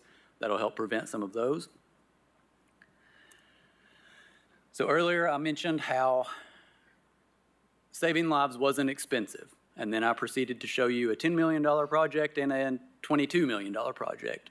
So you might see that and think, well, you said it wasn't expensive, and then you showed me those. So we're doing what we call quick build projects. And these are things we can do quickly that are nowhere near $1 million projects. We're talking a couple thousand, sometimes with maybe things we just have leftover materials. These prove, again, that improvements are not always expensive. This is a picture from Cheshire Drive several years back in West Knoxville.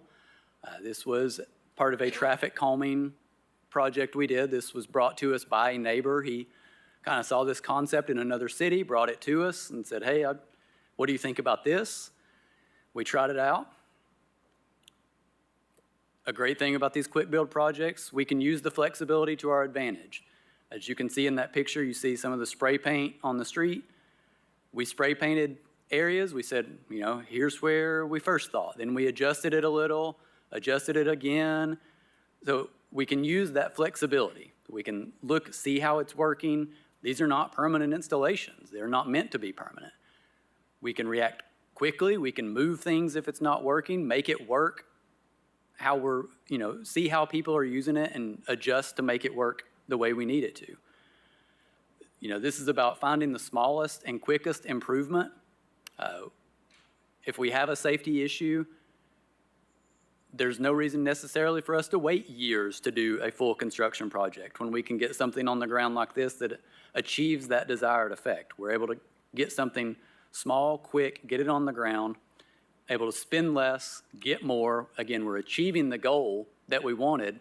And in this case, that was material we had left over from a previous project. That was kind of sitting behind our shop, just piled up, and we put it to use. And then several years later, went back, we built that more permanent so you can learn and adjust to achieve the intended goal. And this particular project, neighbors happy. Most importantly, it was incredibly effective. It reduced speed. It reduced the overall traffic volume in this neighborhood. All in all, absolutely a win. Our most recent quick build project was at Sutherland Avenue in Tobler. This is in front of West High School to kind of get you an idea of where we're talking. Earlier this year, we had a student. She was on her way to school. She was crossing Sutherland. She was crossing in the crosswalk. When the crosswalk sign was on, she was doing everything that a pedestrian is supposed to do, did everything correctly. And she was still hit by a vehicle. She did suffer some pretty serious injuries. Thankfully, that was not a fatal crash, but she did suffer some injuries. So again, we see that and, all right, we have a problem here. We need to address this. We need to figure out something to do. We had, earlier I mentioned walk with elected officials that Bike Walk Knoxville lead. We had one earlier this week on Henley Street. Not too long after this crash on Sutherland happened, we had a walk with elected officials there. And as we got to this intersection, we stopped, talked about it, and it was mentioned, can we do something here to slow down those vehicles making those turns? When you're out there, you're watching them, you can see how fast some of the vehicles are making those turns, and if you're crossing the road, that can be, pretty intimidating when you have vehicles, at that speed. So we left that walk. We start researching some things, and we find centerline hardening. This is something that a lot of other cities have done. Chicago has really done this at hundreds of intersections throughout their city. But the idea is just forcing vehicles to take that turn at more of a right angle, forcing them to slow down in that turn. And as you can see, it's a 70% reduction in the number of those pedestrian and turning vehicle conflicts and a 10% reduction in left turning speeds. So, once we see that, we think, okay, this could be something we can do here. So here you can kind of see, this is the way Sutherland Avenue and Tobler looked when that crash happened. So here is a video. And as you'll see this video, I want you to particularly pay attention here to the vehicles turning left, in particular the black vehicle that'll be about to turn left. You'll kind of see a little, give and go, pausing here with the pedestrian crossing, kind of waiting, not sure if they're going to go, and really pay attention to where they crossed in that intersection. So they cut in front of the pedestrian, and they really kind of hit this crosswalk right in this area. And as you notice, these left-turning vehicles, as they turn, they're tracking over the stop bar. So that's just kind of, I want you to note kind of the track they're taking there, kind of right in the middle, and then tracking over that stop bar. As the signal kind of cycles here, we'll see some vehicles turning right. And kind of, again, I want you to notice where they are turning relative to the intersection and the curb. So we have a couple pedestrians crossing here. And then as the vehicles turn, notice how fast they are turning and where they are. So you have one turning there, and you'll have a couple more here. Again, pretty close to that curb. When you have a lot of room in that intersection, they're kind of, path of least resistance. They're taking that turn as quickly as they can. So here's Sutherland Avenue now. This is after we installed that plastic rubber curbing, the centerline hardening. And here is a video showing the after, and you'll kind of notice these same left turns. Same situation, we have pedestrians crossing. We have vehicles about to turn left, but now notice where these vehicles are tracking compared to where they were before. Again, much, much slower, taking that turn at much closer to a right angle. Pedestrians are out of the roadway. It kind of forces vehicles to acknowledge the pedestrians. Taking that at more of a right angle makes it, much more obvious, the vehicles are taking that turn again much slower. As the signal cycles again, we'll see these right turns. And I want to kind of take this time to thank University of Tennessee is who had this camera out there. So they are studying this and kind of looking for near misses and things like that. So thankful for them for helping us out with this. Here you'll see now a pedestrian crossing and a right turn. Again, because they have to swing out wider, that pedestrian much more visible. They're swinging out way away from the curb, much, much slower. Another pedestrian crossing and another vehicle waiting. So again, we're very excited about this. It's been a great success. We have limited data at this point because it's a fairly new thing. It's only been a month or so that this has been in place. University of Tennessee, again, the cameras, they've had them out there for a while, so they're going to be looking at that, kind of tracking the long term, what this looks like. So here's a good before and after showing those left turns, exactly where those vehicles are making that turn relative to the crosswalk, and then the right turn. Can I just ask a quick question? When did these go in, Mr. Gentry? Within the last month. Okay, cool. Yeah. That's all I wanted to know. Very recent. Thank you. So we're very happy about this. It's, the limited data we have shows it being very successful and it's working, but we're not finished yet. So I am currently working with West High School and their art department to look at installing a mural in the newly curbed off areas. So they'll paint. It won't be this green that you see. I just kind of use that as a filler. They're working on a design themselves, and I've asked them, they're working with the nearby neighborhood, historic Sutherland Heights and the Pond Gap neighborhood. So they're working on a mural. We've made these turns safer for pedestrians, but that's one part of it. I think we also have to look at, is this a place a pedestrian wants to be? Is this an inviting place? Is this a fun place for a pedestrian to be? So we have an opportunity here to do something we haven't done in the city. We haven't done these kind of street murals really. So this is a chance to get the West High students involved, build some community engagement between them and the area neighborhoods, get them together, get them collaborating on this, get something new on the ground, something that the pedestrians using this crosswalk I think will be excited about. I know I'm excited to see what they come up with. So again, that's something they're working on. I'm excited to see what they come up with and excited to see once we can get that implemented. So how can you help? Again, you have been incredibly supportive so far. I need you to continue that. I don't want to take that for granted, having elected officials, council, and a mayor that prioritize Vision Zero. So I need you to continue that. It is incredibly helpful to me to have that support from our elected officials. I need you to continue to prioritize and advocate for safety. Again, I mentioned that the walk with elected officials, that we just had one on Henley Street. That kind of goes with this next point. Viewing infrastructure from the viewpoint of the most vulnerable user. We call our most vulnerable roadway users, those are our pedestrians, our cyclists, our people that are not in vehicles, our people that are using public transit. The world is a lot different when you're outside of your vehicle.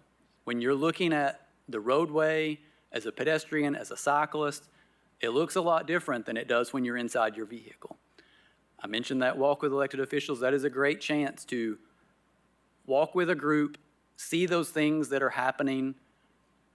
It's a great chance to speak with elected officials, hear, from the advocacy side, they're very knowledgeable. Bike Walk Knoxville is very knowledgeable of these things.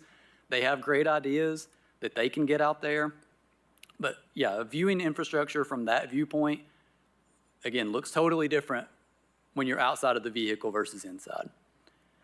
And then most simply, just spread this messaging. The things that I've talked about, these priorities, these talking points, spread that messaging to residents, to anybody you know. This is a new thing to Knoxville. When we talk about Vision Zero, a lot of people don't know what that is. So getting that word out there is still very important. So the more help I can have from anybody that's willing to spread that messaging, I'll take any of that help I can get. So that's all I had. Thank you very much. I guess we can open that up for any questions at this point.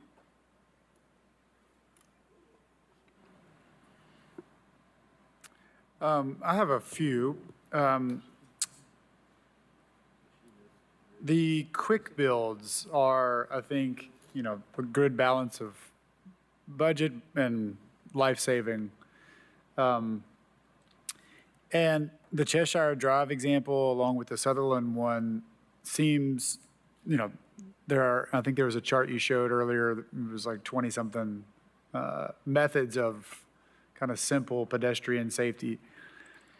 And you mentioned that, saving lives is not expensive. And so it seems to be, and then we rely on UT for, that Sutherland example. I think you mentioned using existing materials to put something together quickly, and I sure have seen the traffic engineering team put together some things in the first district rather quickly to save people. But I'm curious about the budget for these quick builds. There's a few examples you gave, so that was one of my questions. What other examples, is there a work list? What is the budget?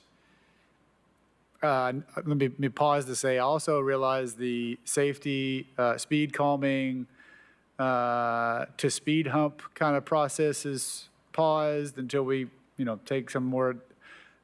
How much money is there for this? Because I think there's only a couple $100,000 for sidewalks, so I'm curious about this. So we're still kind of That developing. could be a team answer, by the way. I see a lot of city folks in the room. Yeah, so as far as, other places that you can see these things happening in a list, we're still kind of coming up with that. Sutherland was an immediate one. That was something we were able to react to quickly. And again, that's the goal, is being able to react to these things quickly.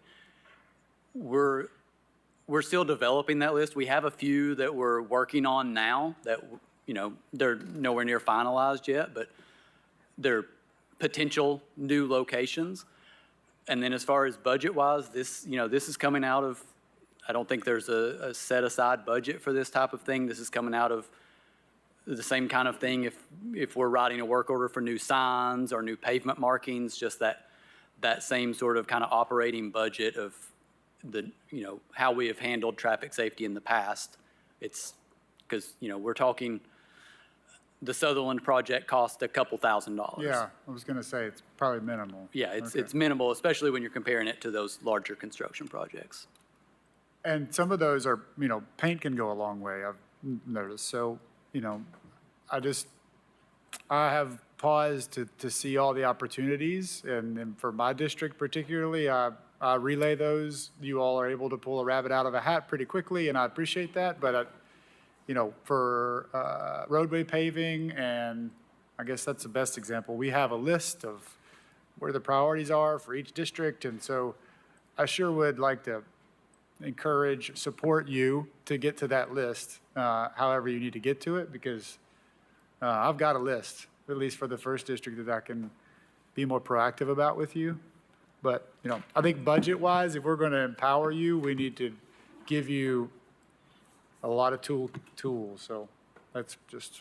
And I absolutely encourage you, if you do have a list of your own in the first district or any other district, share those with me. We don't know what we don't know.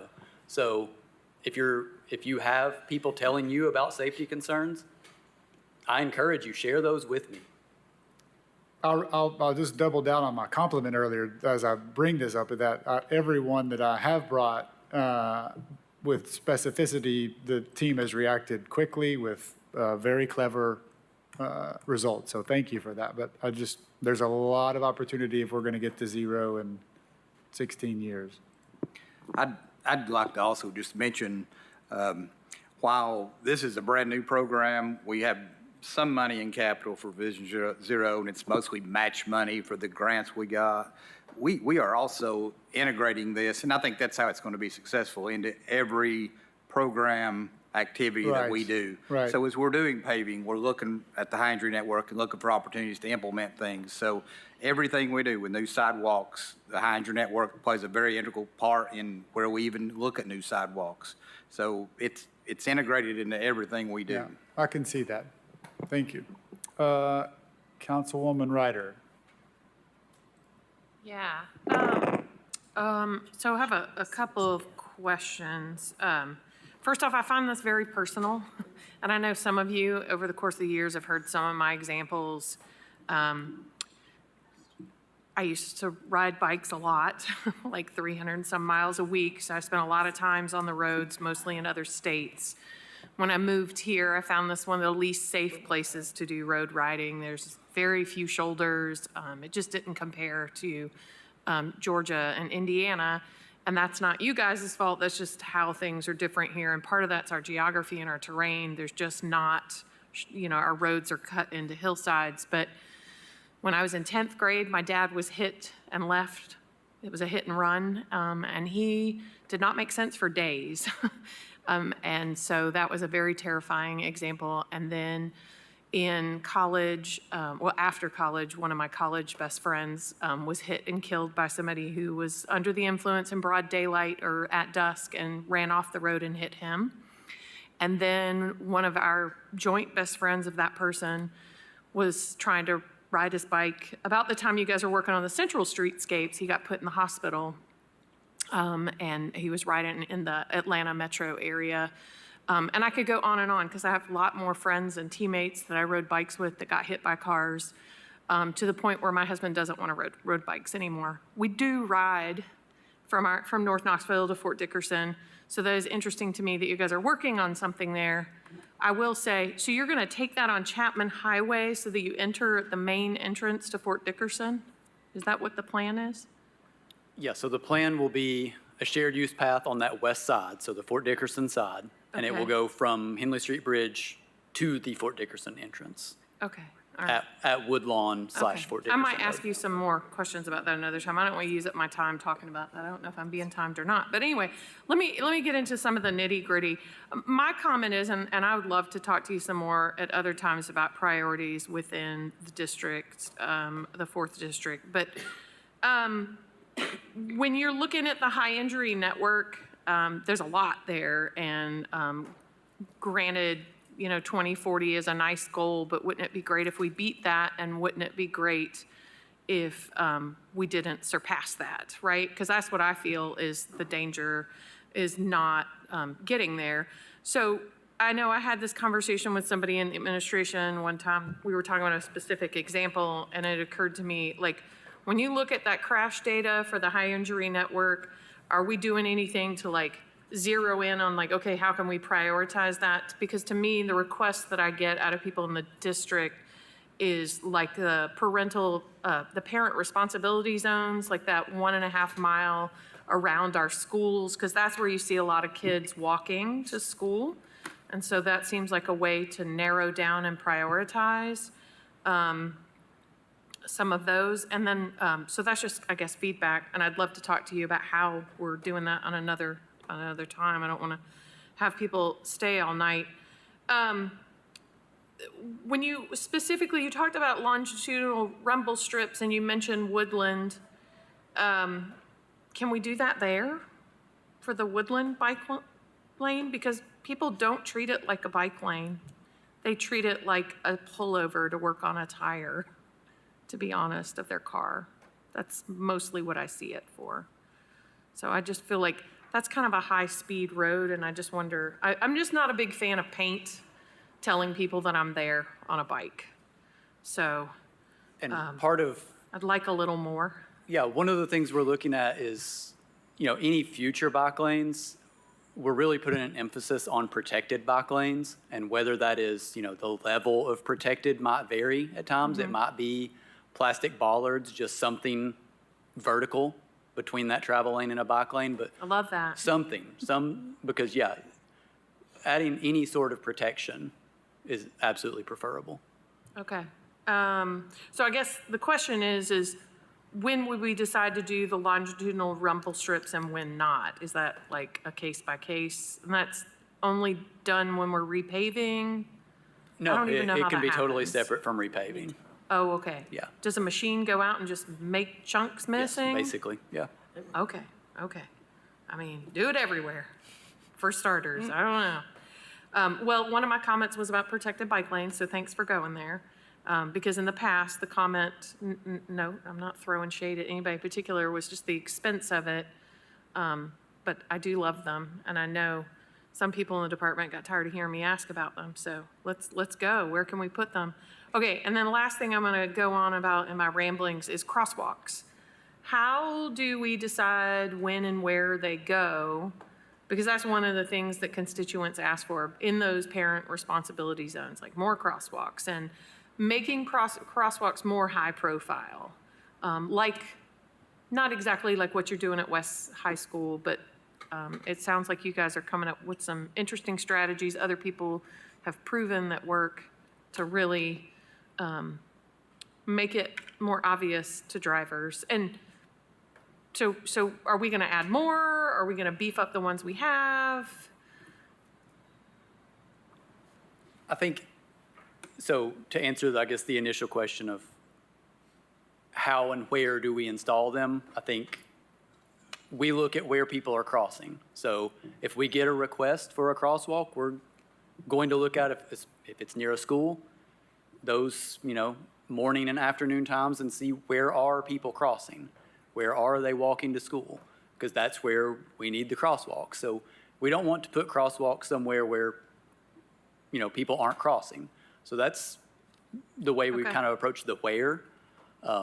And yeah, we are starting to look at some more creative ways to look at crosswalks and make them more visible. We have a little more flexibility now with, as far as the federal guidelines go with crosswalks, that allow us to kind of do some things there, some more decorative treatments. So, we're looking at, implementing some of those in places. So yeah, there are things to come for crosswalks for sure. Okay, because I have one neighborhood that specifically asked about this, and you may be able to guess right off the bat who, I don't know, I think you've heard from them.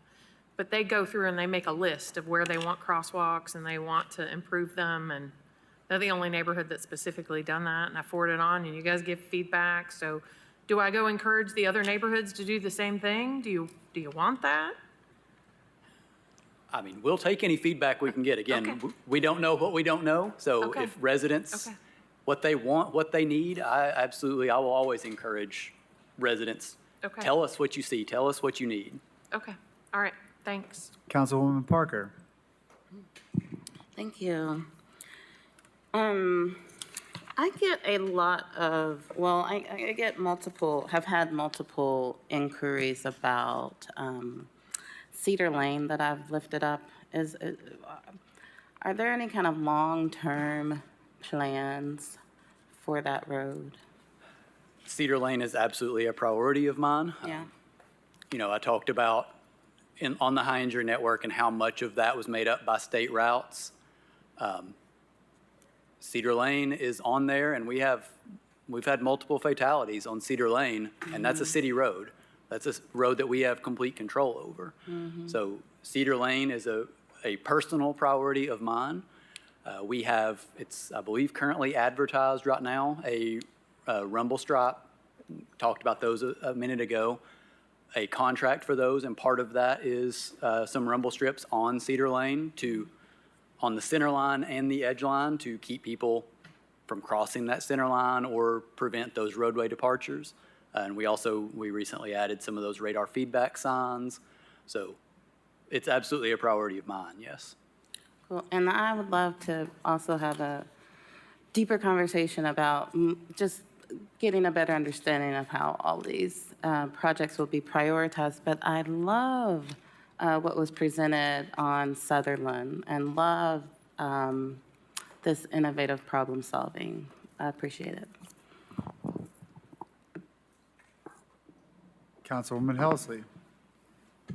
Hey, Cody, we meet again. You want to talk about traffic calming? I'm kidding. I don't want to move to New Jersey, so can you either share something with us? What the hell did Hoboken do to do this for 8 years running or 7 or whatever it was? That's amazing. It is amazing. In talking with other cities, every city is different. Every city's traffic is different. The system is different. Hoboken faces, I talked to some people from Hoboken last week. The problems they face are completely different than the ones we face in some ways. In some ways they're not, but they're a very densely populated place. It is. A very densely populated place with a lot of pedestrian, a lot of cycling. So they're able to really just double down on protecting the cyclists and pedestrians. They're not dealing so much with the sprawl that we have in not just Knoxville, but southern cities as a whole. We have a lot of just sprawl where over the years we've built out, and we have a lot of, again, those high-speed roads that are, 4 or 5 lanes that encourage those high speeds. They don't have so many of those. But that makes sense. We're And if you have a taking lot some of of the bikers things. and walkers, they're probably also more cognizant when they're in their car too, so, okay. I'm not moving there, but we can do better. Yeah, absolutely. Councilwoman McKenzie. Thank you, Vice Mayor. I wanted to ask a couple of things. So the federal grants that were received, have all of the 2023 projects been completed at this time, or are some of those still in process? They have not been completed. We actually, within the last, I would say 2 months, I'm not sure off the top of my head the exact date, we just got an executed grant agreement from the federal government, which we had to get that to actually get access to that money. So once that grant agreement was signed, we have a 5-year clock. So the clock started ticking the day that grant agreement was signed. We have started advertising a lot of those planning studies. We've already advertised 2 of those, and we are advertising soon for the Magnolia Avenue pedestrian improvements. Those should be getting advertised pretty soon. So we're just now really getting the ball rolling on that. And again, we have 5 years from a month or so ago to get those complete. Okay, thank you for that answer. And then I'm glad that you mentioned Magnolia, because we've seen, people in the crosswalks get hit. We've seen people that are just crossing miscellaneous, at different junctures at Magnolia, where there's the McDonald's and some other spaces.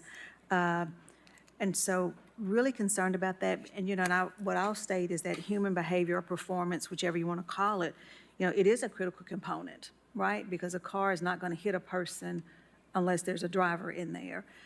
So what I wanted to ask, are there any plans to do some type of campaign around Vision Zero and about the safety aspects, either billboards, social media, yada, yada, because not everybody's going to take the time to go to a website. And so have you guys considered that?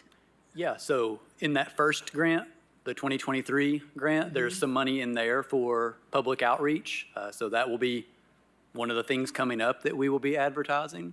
So there will be some outreach materials and, ways to get that word out. Some of the methods you just mentioned might be, potential ways to do that. We do have a Vision Zero Knoxville Facebook page. I do encourage everybody to look that up. There's also the Vision Zero page on the website. If you do want to look at that, we list the projects there, the action plan, all of those things are housed there. But yeah, we have a Facebook page and we have some, engagement things coming. Okay, great. And are you guys, are you agreeable to, like, when we're having things, and I think we need to be more intentional about inviting you guys when there are community events and opportunities to come and set up a table and do some education with community members. So are you guys already doing that, or would you be agreeable to do that when there's things that we can invite you to? Absolutely, yeah. I already attend many of those, but absolutely invite me to any of them. I mean, if I'm available, I will do my best to be there. Okay, great. And have we considered if there's even something out there like this? Because I know at night, it's really dicey in different areas, especially on Magnolia and probably some of the other corridors.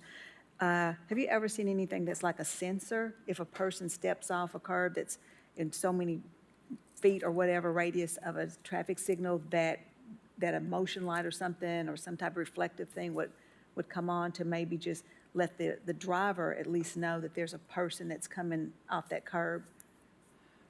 Those do exist. Something we use regularly is, we call them RRFBs. It's rectangular rapid flashing beacons. And those are the pedestrian signs you'll see at places. They have a button on each side, and when you push the button, the signs light up and flash. And it's, two signs, one on each side, so it's very visible. And again, there's a lot of data behind those showing, I believe it's, don't quote me on this, I believe it's a 70% reduction in pedestrian conflicts. So again, there's a lot of data behind those, so we've been using those a lot. I think the most recent ones we installed were at Broadway and Emory Place. So those are some of the most recent ones we put in. Yeah, I've seen a lot of people now walking across when it tells them not to walk, unfortunately, and I just think they must be crazy because a lot of times it's around the Cumberland area and different spaces. And then also, I think someone brought up Cedar Lane. I've actually got some calls and actually seen it myself around the Merchants Road exit Central Dry Gap area where there are people, there are no sidewalks, and there are actually people more than likely who are homeless that are now walking there, and it's very, very dangerous the few times that I've experienced that and what I've heard from people. So I don't know if there's anything in particular that we could do in the interim, whether it be with you all or maybe getting with traffic engineering, but I think that's becoming very serious at this point. So, thank you. Thank you. One more question related to crosswalks. The Sutherland example, it seems like the infrastructure we place in the road or on the road is the inexpensive part, but the meaningful part. And it seems to, only work well after 4 crosswalks. Is that the first priority, is crosswalks and crosswalk signals at every intersection? That would be my ask of Chapman Highway particularly, is that everything should come after the first step of crosswalks and signals. Yeah, that is, the first step is giving pedestrians a place to cross, and a place to cross safe. And are those signals expensive? Is there a cost barrier for more of those? Because the paint is not, but. Right, the paint is not. Sometimes they can vary as far as installing, and Karen may know the exact cost of that a little better than I do, but as far as, there's different things that go into each one of those when we're looking at accessible crossings, making sure there are curb cuts there, making sure, slopes are correct, and making sure adding, wiring and pedestrian for those pedestrian signals. So sometimes those can be expensive, and then sometimes it can be as simple as, adding a couple of buttons and, pedestrian signal heads. But generally speaking, TDOT is not a barrier for those? For pedestrian signals? Yeah, and crosswalks? And crosswalks. So signals that we have on state routes are the cities to maintain. So But they're not preventing us from installing more of those? they are not. We would let them know if we're doing any sort of curb ramp work on state routes, but as Cody mentioned, it could be something very simple or more complex, but, it could be in the range of $25,000 to $50,000 an intersection to add if you have to do curb ramps and pedestrian signal upgrades. Okay, so curb ramps and signal technology are the big costs for those? Okay, all right, thanks. Any other questions? It has been pedestrian and traffic safety has been and will continue to be a priority of every council member here. I feel confident in saying that we all share this desire and support. So thank you for your work. Thank you for the collaborative work of advocacy and city leaders. This is not an annual thing, and we've got 16 years to get to zero. So thank you. Any other questions? If not, I wanted to tack on a comment. The to what you said. librarian must. I just wanted to weigh say in. we could work faster than that in the parental responsibility zones and other Agreed. places that we know are priority. Agreed, yeah, and Don't on- let Tommy stall you out. Well, and on that note. Vice Mayor And on Smith. that note, I don't, actually, I'll still, critique my own self for one more question. Knox County Schools is responsible for busing students to and from outside of the parent responsibility zone. What in this plan can we do with them to make sure kids are walking the safest route possible to and from school within a mile of the school? So interestingly enough, in the most recent federal grant we have, one of the planning studies in that is a Safe Routes to School plan. I saw that. So basically we will be looking at exactly that. And So will you partner with the county school system to evaluate that? yeah, so that would be, they'll absolutely be a part of that. Obviously, we would only be looking at those Knox County schools within the city limits, of course. Yeah. But yeah, Knox County Schools, Bike Walk Knoxville will be involved in that because of their involvement with the Safe Routes to School program. So yeah, Okay. And just a public safety announcement, public service announcement, as a reminder to the public, city buses are free for all kids. So you live within a mile of the school and the city bus goes by there, please jump on it. I know kids that ride the 40 bus and a number of others in South Knoxville. So any other questions? If not, we'll call this meeting adjourned. Thank you.